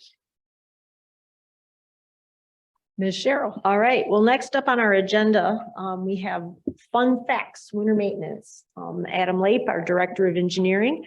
Oh, thank you, Operations. Definitely have. Did you engineering. know we Have made a decision this morning, Adam? Exactly. I think actually, as I know. talked to him earlier, he said anything but. Tell Get the snow off the road. They can- So we obviously, normally this time of year, we're in the throes of winter maintenance. Not so much right now, which I'm sure I've just jinxed us, so I'm gonna knock on some wood very quickly. And anything, as Matt said earlier, anything we don't spend right now, we're more than happy to spend on projects later on. So it's not that we don't have needs coming up. But we use a lot of terminology again in winter maintenance as well. And we throw a lot of like stats out there. Oh, we put X number of tons down and we've done this and we've done that. And so I thought it would be helpful for Adam to just sort of go through what does some of this mean and have an opportunity to just sort of discuss or share what that is. And so it's really just meant to be kind of fun and it's very quick. So we thought we'd run through some terminology here too. Adam? All right, Adam Lake, Director of Operations here at the Road Commission. Just wanted to present some fun facts here today to the group. I'll actually get into some stuff and then we have some show and tell here that we can pass around. So we've been brainstorming for the past few months, trying to find ways to better orient new employees, our communications team, and kind of pair that with our field observations, our ride-alongs. So we started brainstorming about the fun facts and kind of led us to here. Emma Sharp was great from the communications team. She put a lot of this together for us. So kind of a shout out for her. She didn't get to talk today, but that was amazing work. And some of the flow charts she did was great. So we'll jump in here and we'll touch a little bit on our agenda. So as Cheryl said, we'll talk about some terminology, some of the activities during winter maintenance, some of the prep, and then actually what we do during the storm, and then just a few statistics since this winter's been a little mild. Don't have a lot of scary statistics to talk about, so that's a good thing. But anytime throughout here, please ask questions. It's meant to kind of be a back and forth and talk about as we go. So you have questions, don't think you're getting off topic. We'll keep going. So we'll start the terminologies with anti-icing. So anti-icing is something we don't currently perform here. It's something we'd like to do in the future. That's applying a liquid in most cases to the road prior to an event, prior to a forecasted event. We would like to do this with manufactured brine as opposed to our mineral well brine. So essentially water and salt mixed together, and then you can start from that basis and then add additives in. And it's a little more effective to put on the road that way. Our brine that we have has calcium, magnesium, other things, other properties that actually make it doesn't evaporate and dry up as quick as we'd like it. So we like the fact that just water and salt, the water would evaporate out, leave us with a residue as if we salted the road the day before. And that's the concept of anti-icing, is to prep for a snow or prep for any forecasted event. It's proactive rather than reactive, but most of the maintenance we do for winter maintenance is reactive because we have to react to what the weather actually shows us out on the field. And then de-icing is relatively simple to understand. That is actually performing the winter maintenance that we consider here. It's getting the snow off the road, breaking the bond to ice. So usually that's applying the materials, whether it be abrasive or salt, to actually melt the ice and break it up. The picture in the center of the screen on the top there is a picture of what we used to look like here. We still have a few trucks that do that, but that's actually on I-94. We do it a little bit different now. So some of our updated equipment makes it a little safer. We don't have the beds up going down the road traveling at that speed. And then the bottom right is a picture that we took last winter on, I believe it's in District 4, and I actually forget, not Braun Road, but it's Mr. Wiedemeyer plowing for us. So in District 4, it blows a little bit there in the Manchester area. So that road, we were kind of busy there, but that was a good picture we were able to get last year, and shows what we do face a lot of times, similar to this December storm that we'll highlight that we had around Christmas time, where we do get blowing and drifting, where these 11 graders are used quite frequently to move some of the snow that's bigger than something a dump truck wants to push. And next on the list will be pre-wetting. So this we have outfitted on most of our newer trucks. This is applying a liquid to the salt or to the material before you apply or spread it on the road. It's applied right at the spinner. That's why the bottom of the screen looks kind of like jumbled up, because that's actually the spinner spinning. And it's actually pre-wetting the salt as it goes out on the road. The reasoning for that, there's two primary reasons for that. One is to activate the salt, because salt is essentially hygroscopic. It's looking for moisture to start its process. Because then as it continually dilutes, it starts to melt more and more ice as it goes and eventually dilutes itself out. But that's where our mineral oil brine is relatively powerful. So it continues that process and stretches that out a little further for us. The second benefit is. Question, I'm sorry. question, Go Commissioner ahead. McCollum. Yes, I'm trying to understand the difference between the anti-icing and the pre-wetting. So anti-icing is put out on a dry road essentially. So before a forecasted event. The pre-wetting is actually wetting the salt prior to it being spread. So as it's coming out of the truck, it gets it wet and activates it, and then it gets spread onto the road. Okay, And also the reasoning for the pre-wetting, the second point is to limit bounce and scatter. So that's the benefit of the salt being a little wet, a little heavier. Bounce and scatter is if you spread dry salt at speed, it could bounce and actually go off the road. We want it concentrated in the middle of the road, or at least where we put it. And that being wet weighs it down, and it eliminates that. I shouldn't say eliminates. It reduces the bounce and scatter. So that's a portion of that. So the difference is before the event is anti-icing. So prepping to not get ice, to break that bond right from the start. And then the pre-wetting is during the actual plowing and applying the material portion of the activity. okay, thank you. Yes, I and I can understand. show you some of the trucks too, maybe better pictures later. And then it makes quick and easy sense then. Thank you. You're welcome. Is the anti-icing actually a solution, whereas the pre-wetting is just wet salt? Pre-wetting is actually brine. There's a solution put on there too. It'd be the same stuff, same material that you use, that same brine, you would spray onto the salt just to give it a little kickstart. Our mineral well brine has calcium and magnesium, which makes it inherently stronger and more powerful. So we like to spray that on our salt because it makes our salt kind of super powered there for a little bit. Gives it that little bit of boost to get it cutting if we have thick ice. Okay. Commissioner Green, oh, Yeah. and Commissioner, yeah. Well, So if there's a forecast of a storm, that's when you put on your anti-icing. Yeah, when we get to that point, that's something that we'll do as a process. We have all the. Prior to the machinery- storm. Correct, yeah, we have all the machinery that can do it, we just have to change the valving, but we need to get a refined mixture to put out. We don't want to use our dust control mineral well brine, like I say, it's still slippery by nature, so we want something that the water just goes away and leaves us with just a good hard salt residue. Okay. Commissioner Yamas? So the brine that we have from our own brine well, we Mhm. use for the pre-wetting. Yes, we use that for the pre-wetting, and it also can be used to break up ice if it needs be, but it's too slippery. The calcium and magnesium make it slippery by nature. So it won't evaporate out to just a residue very quickly. The man-made, so manufactured salt brine is just water, so that part of the water essentially evaporates and you're left with just residue, just as if we went out and treated with regular rock salt.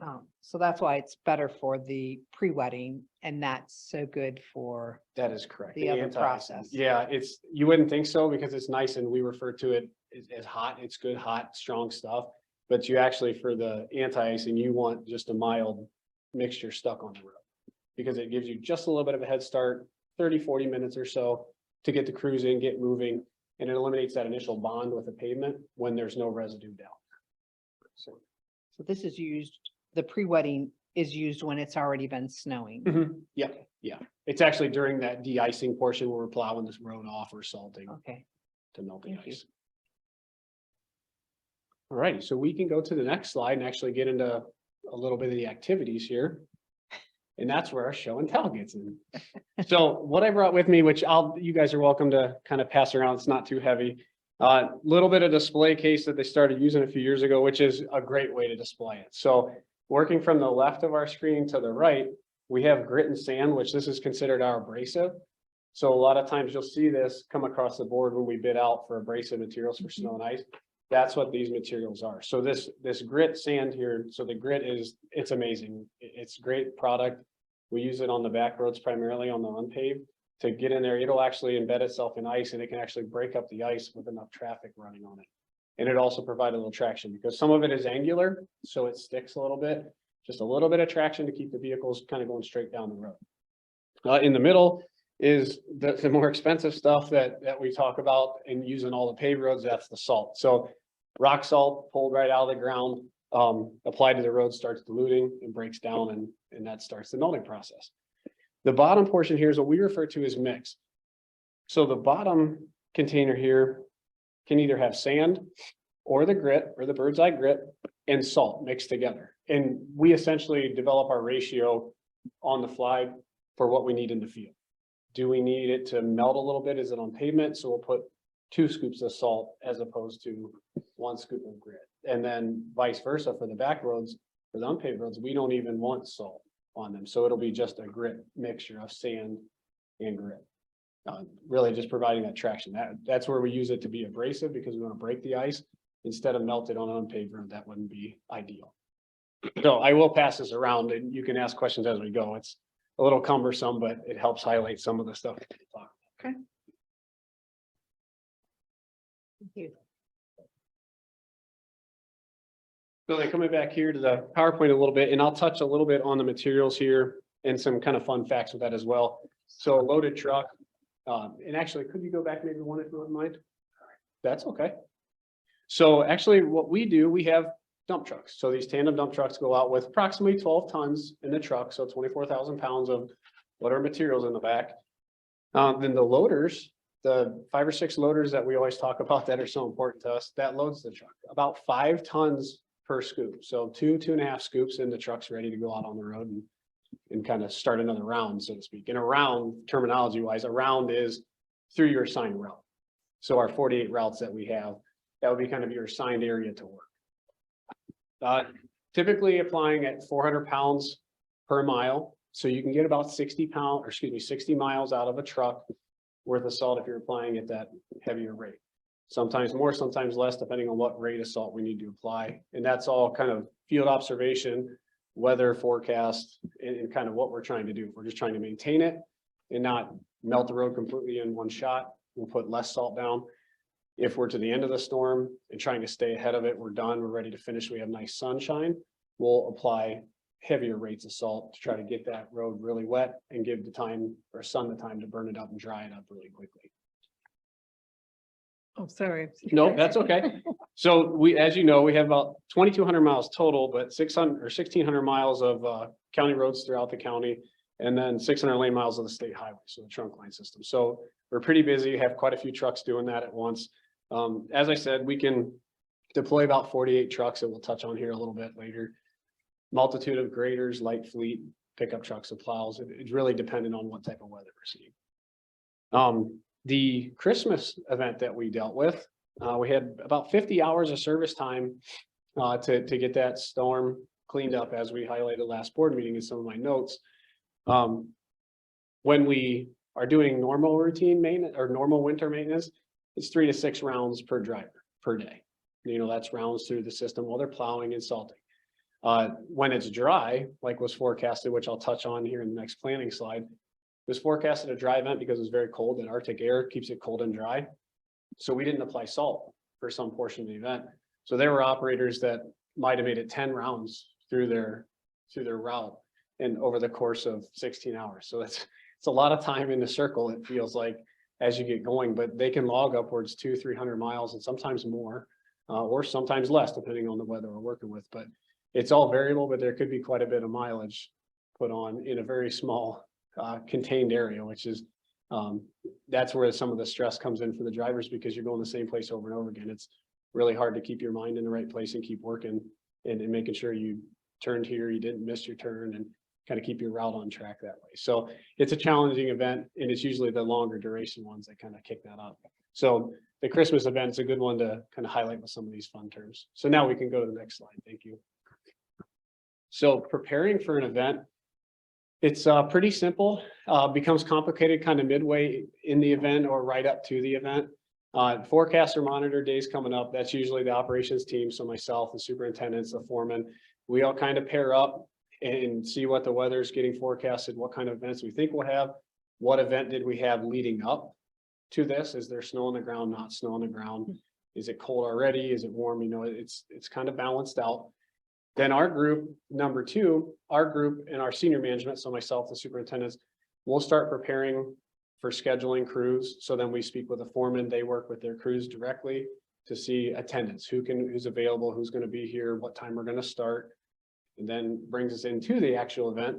So we're obviously monitored. Our superintendents are on the road with the foreman. And then obviously we have those 48 trucks running those routes. So we have constant touch to the system, to the priority system, which is perfect. And then the foreman and superintendents will usually break off and check the secondary system to help us balance that decision-making, kind of those factors. When should we go into the secondary system? It's great having those superintendents move around in the foreman. That gives us essentially 10 sets of eyes checking these roads that aren't getting plowed off at the time. Because we have 48 people on their main route, so they're handling those. They have the material. Our superintendents and foremen can check the unpaved roads, the subdivisions, kind of see where we're at. When do we need to make that decision to move in to that part of the event or that part of the maintenance? Then eventually the sun comes out and it goes away, hopefully. And then we have a recovery period. Simplistic, we clean the units and then we give time for the shop to maintain them or repair. If we've had issues, we had to limp through the storm, which is very much the case. We usually have to work through that and work with the equipment that we have. So there are times that we band-aid ourselves back together and keep moving, kind of a triage sort of thing. And then at the end, hopefully get a few days to kind of catch our breath, get parts ordered. And then the shop team, works really hard, gets us back on the road. So. Question, Commissioner Green? Yes, just so once again, I would like to commend the operation department. They were out in full force on Christmas Day. They were evident, and I know that was the day when people want to be home. The operation crews were out there and they were visible. Yeah, thank you very much. It was great. The weather cooperated honestly with us, and we got people in. We were able to get some people home to see families. It fell into the right place at the right time. It worked out pretty good for us. But the hats off to everybody that did it. They showed up, and they showed up quite a few days, and there were a few events actually in the middle, that 3 or 5 day window there that actually we weren't expecting. So they had to get called in. So they had to report in out of bed when they're nice and warm and relaxed, thinking they were done for a day or two. So we have to ramp up and do that emergency call in, which is hectic to start with. And the performance was great. The equipment kept us going. It's been a pleasure to see it all kind of come together. So it was good, but we do thank you for that. We appreciate that. All right, so we'll talk about during the storm, which we kind of touched on there during the planning as well. But as you guys have probably heard me speak before, notified the board. It's also on our policy for snow and ice. We have 16-hour shifts for our main cohesive group, our day shift. That's 4 a.m. to 8 p.m. It's a long day. Unfortunately, we do usually work 4 to 8 or 4 to 6 or 7. I mean, it takes most of the day, most times, to just keep us moving. The reason for the 16-hour shifts, because we don't have enough staff to do the 2 full shifts. So we have to be here on the road ahead of and after rush hour. But there's 2 rush hours. So you have the morning rush and the afternoon rush and the evening rush. So that's why that schedule gets stretched so wide. We make it work, but it's a long day. It's a long day for everybody. And getting, thanks to human resources, getting back up to staff level is really good. Having a few vacancies is manageable. Having 10 and 12 vacancies is tough on everybody. So we're getting there. And as you can see, the bottom part of that graphic there, full crew, we could have 75 or so crew members here working. We have our 48 trucks, our 48 main routes, but we can have 10, 15, 20 other pieces of equipment out moving and trying to move snow off the road and kind of be utilized where we need them. Most times, the surplus equipment and people come into play when we get onto the secondary system. So the unpaved roads, the subdivisions where we can utilize some of our smaller trucks with just front plows to kind of move the snow around. And then obviously the graders primarily to go out on the unpaved roads and kind of push back the drifting, things that make it a little more challenging for the dump trucks to do.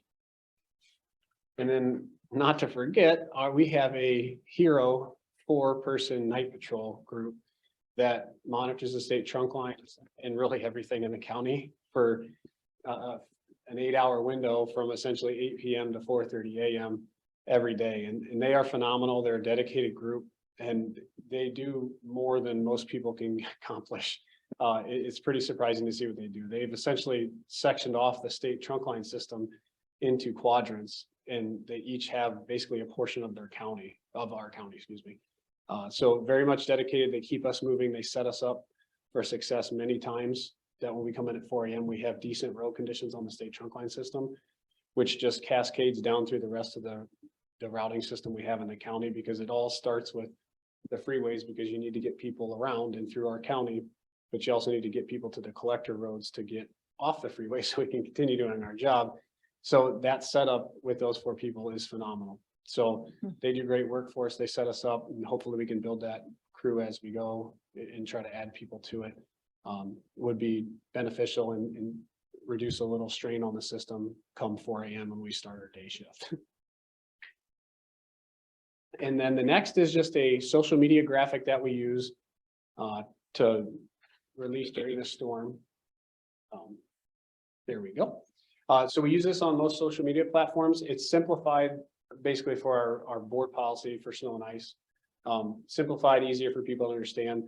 The main thing is our primary routes, so our priority being state trunk lines, primary collectors, moving people through the county itself to and from places.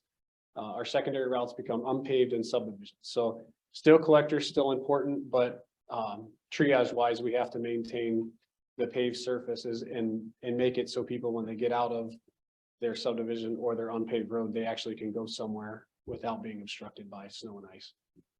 So simplified, but complicated and challenging. And so we try to keep it simplified on the social media platform. The actual snowfall rate, temperatures, that's all combined together to help with the decisions that we make when we go into that secondary system. And then finally, here's some statistics. They're pretty low right now for 22 to 23, simply because we haven't had many events. So a little hard to track at the moment. We normally average 50 to 75 events a year, or excuse me, days of snow and ice a year. This year, I believe we're probably less than 10. So it's challenging right now to kind of put our finger on the pulse of what's going on. We're prepared, we're ready. The scary part is mild winters usually draw more salt, because you have reoccurring events that are right around the near and above freezing. So it'll snow, you salt it, it melts, it's 40 degrees, then 3 days later it snows again, you salt it, it melts because it's warm. It's actually less on the salt usage when it gets cold and stays cold. Don't like to admit that on record, but because cold is hard on the equipment and hard on our bodies. But mild winters actually challenge your salt, because it's hard to predict when you're going to use it, but you use a lot of it. Not seeing it right now because we haven't had a lot of occurrences, a lot of events, but it will happen. It will happen this month, and it will happen next month, and unfortunately probably into March a little bit too. But And the gravels suffer a little more in the warmer weather as well. yeah, Cheryl makes a really good point that unpaved road surfaces, when they're not frozen, they're soft. They're soft by nature in general. So the wetter they are, the softer they get, which means we kind of lose our road surface, and you lose stability, and everything essentially pushes out towards the trees. Not ideal for us when we want a nice crowned up road to kind of get that water off of us. So yeah, the freeze down is actually a good thing sometimes, but this year it's evading us a little bit. So we're doing more unpaved road routine maintenance, surface maintenance right now, which is good, but a little more challenging because they don't have a lot of stability, and they don't have time to dry out, just because we don't have the temperature and the sunlight. So. And that's just another statistic sheet that I wanted to show some pictures. So the top left, and I forget who the driver was, but that's Ford Road going from Dixboro to Earhart, so towards Domino's Farms, where you pop out right there in the curve. That is while it's icy. So the road surface isn't exposed on the right. That's actually grit and abrasive that we put down because we were stuck down there for like almost 20 hours, whether it be night shift people or day shift people trying to get around sheriff's cruisers that went down there, tow trucks that went down there, got stuck. So we put quite a few tons of material on it that year. I think this was 3 years ago. So yeah, that is on the left side. So on the oncoming lane, that is sheer ice. And we had a picture at one time, someone was ice skating up and down that hill while we were trying to do our thing, and it's kind of demoralizing for our group, but It's real, it's realistic, so it's good for you guys to see. And then the top right, I don't believe, this is definitely not this era equipment that we have, but I hope it wasn't in our county because the poor mailboxes look at though. Gonna say it's. It's a little more aggressive than we'd like. It's a dry powdery snow, so it probably wasn't knocking them over, but it doesn't look good at first, but it's good to talk about that. You know, we always talk about how snow gets really heavy when it's wet and warm. In the recent snow we had, it's nice and dry, so it kind of blew past, so you weren't knocking stuff over, but it does happen. The bottom left is actually stacking salt at the Southeast Service Center with one of our older loaders. And so you see, we cram quite a bit in there, you know, probably right there, probably 4,000 or 5,000 tons of material in there. So we stockpile about as much as we can get in our pockets, so to speak. So we have it, because the earlier we buy it, the cheaper it is, with the seasonal backfill. And then the price changes about this time in the year. It becomes a little bit more expensive for the actual backfill for that year's cost. So, and then on the bottom right is just one of our RDS trucks. So that's our more modernized snow and ice equipment that we operate. Platform of trucks have changed from Western Star International, but all still within the same generation there. Much better, much easier to work with. That's in a subdivision, and I forget if that's in Pittsfield Township or Sile Township. I can't remember. Probably Pittsfield Township by the look of the home behind it. So as you can see, a little challenging when we get into those subdivisions because there's a lot of snow waiting for us. And in that truck is the reason we took that picture. It is essentially full of snow underneath it, all the way to the front wheels, and then 6 foot off the right, trying to move all that snow off that grade width there. So yeah, we keep pretty busy when we get into subdivisions. So that's where that supplemental group really comes into play, where we can get into a smaller equipment and kind of cut the main portion of the snow out before we get there and have to move around with our big cumbersome trucks. And with that, I am open for any questions. Commissioner McCollum. Yes, I'd like to know about the social media, the snow plowing, advertising, the snow plowing priorities. Has that been helpful? Have you been getting less calls of people, you know, asking, well, when are they going to plow my street?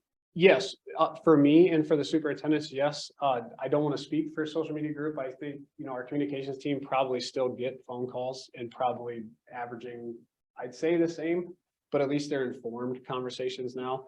And we have a nice graphic that we've developed that we can speak off of. So it's not too complicated. It's not hard to read and find kind of what we do. And that's why it was nice to kind of set it into 2 priority based, you know, main priority, the big paved roads essentially, and then second priority being unpaved in subdivision streets. So it's limited calls for us. So it's nice. My team can focus on going out and doing it. And myself as acting as a superintendent just last winter, simplified so we can focus on what we're doing, job at hand. So it has been helpful for that. It has minimized the calls for us in operations. But like I say, I think communications probably still gets called plenty about it. But like I say, we have a good educated, you know, forum that we can have a good conversation with them and educate the people, the constituents calling in. So. That's good to know. I know in my area, I used to get a lot of calls. I would direct people to the road commission, but I have not been getting very many calls at all about that. Good. So Good. It's working in my area, I know. Well, I we just like wanted to that. know We like overall. to hear that. So we'll take that. That's a small victory. We'll take it. Commissioner Yamas. So I know that since I've been educated, we've been educated, the difference is because my neighbors have a lot of private subdivisions. When are they gonna do my roads? And so I don't know, do you have that question here? And I often say it's up to your subdivision because we don't do private roads and subdivisions. That is right? correct. And a lot of people are not aware that they're in a Private. private Yeah. sub. Every once in a while, probably a few times a winter, like I'll field a call, you know, just explaining, well, you're actually private, so we don't, you know, handle your maintenance. But it's been, I think last year I only talked to one person and it was a quick conversation once I explained kind of what we had, but that was limited last year. So once again, I don't know communications wise, they probably had a few more about that, but it seems to be for the most part understood. And because we're not, well, now we're gaining a few subdivisions here and there. So that's probably going to change a little bit. I being one that lives in a private sub now, I know, but my neighbors are probably going to ask that question. So I'll try to educate and keep some calls out of that corner. But it's improved. It's diminished some. It's not completely gone though. We do feel that call still. So the other question I get is, why does it look so good? And then I come to a line and it's not so good. So I'm imagining we're hitting the city limit or Yeah. So into another county. yeah, kind of referred to as transparent boundaries. You know, we try to match up with villages, cities, people doing, groups doing their own maintenance. But it's hard. You'd think we'd all be able to kind of get the same setup, but everybody has different staffing levels. So our shift windows kind of change. Some counties, even adjacent to us, they'll start working and just work until it's over. With the, level of service we offer, we can't, our employees probably couldn't withstand. I mean, that's 20 some hours, 30 some hours. They'll just work, which is kind of boggling your mind a little bit. And then smaller groups, so villages, smaller cities, they'll usually just start when the event starts and work their shift until they get it close or to what their standards are. And that's where it fluctuates a little bit, because our standard is essentially bare payment in most areas, because that's the level of service we offer. It doesn't always pan out to that, where you don't have that transparent boundary, where there is like a line of demarcation where you end up into snow covered because either that entity, that agency hasn't started service yet because they don't start until 7 or something, or they've finished and we're still plowing, because it does go both ways. There are a lot of times that we'll come in at 4 a.m. and a village or city has finished because they just worked all night. And then we're trying to catch back up to that. It doesn't take too long, but yeah, there is no transparent boundaries in some points. It's problematic, but our group is pretty good, and we kind of give the freedom to our operators. Like if they see that, manage it right then and there. So because you can utilize that to your success as an operator to kind of keep that salt and keep that melting kind of up into your realm. Sometimes we don't want that because it's cold and you don't want it wet and icy, but most times we can turn that into a positive for us. But it's not the best to see at times. It's kind of scary because you don't want people going 60 miles an hour to a wall of snow, essentially. That's where it becomes somewhat dangerous, where you get accidents that'll happen. Thank you. You're welcome. Anything else? All right. Thank you, Adam. You're welcome. Thank you. Anything else, Cheryl? No, just hope that those 2 topics, which are big to this organization, were helpful. So This is a great working session. It was. Very helpful. Very good. Thank Good. you. I know a lot of prep goes into this. there is a My lot of work teaching behind the degree said scenes. 1 hour of instruction in the classroom is 3 hours of prep outside. So thanks for doing all of that. Yeah, absolutely. And I will again offer up, if there are topics that you want us to go in depth. The nice part about a working session is it's an opportunity to have a little bit of dialogue between the commissioners and staff and share information and answer questions. And so if there are topics that you would like us, other than, in addition to what we already have on the agenda for the rest of the year, please let me know. Very So good.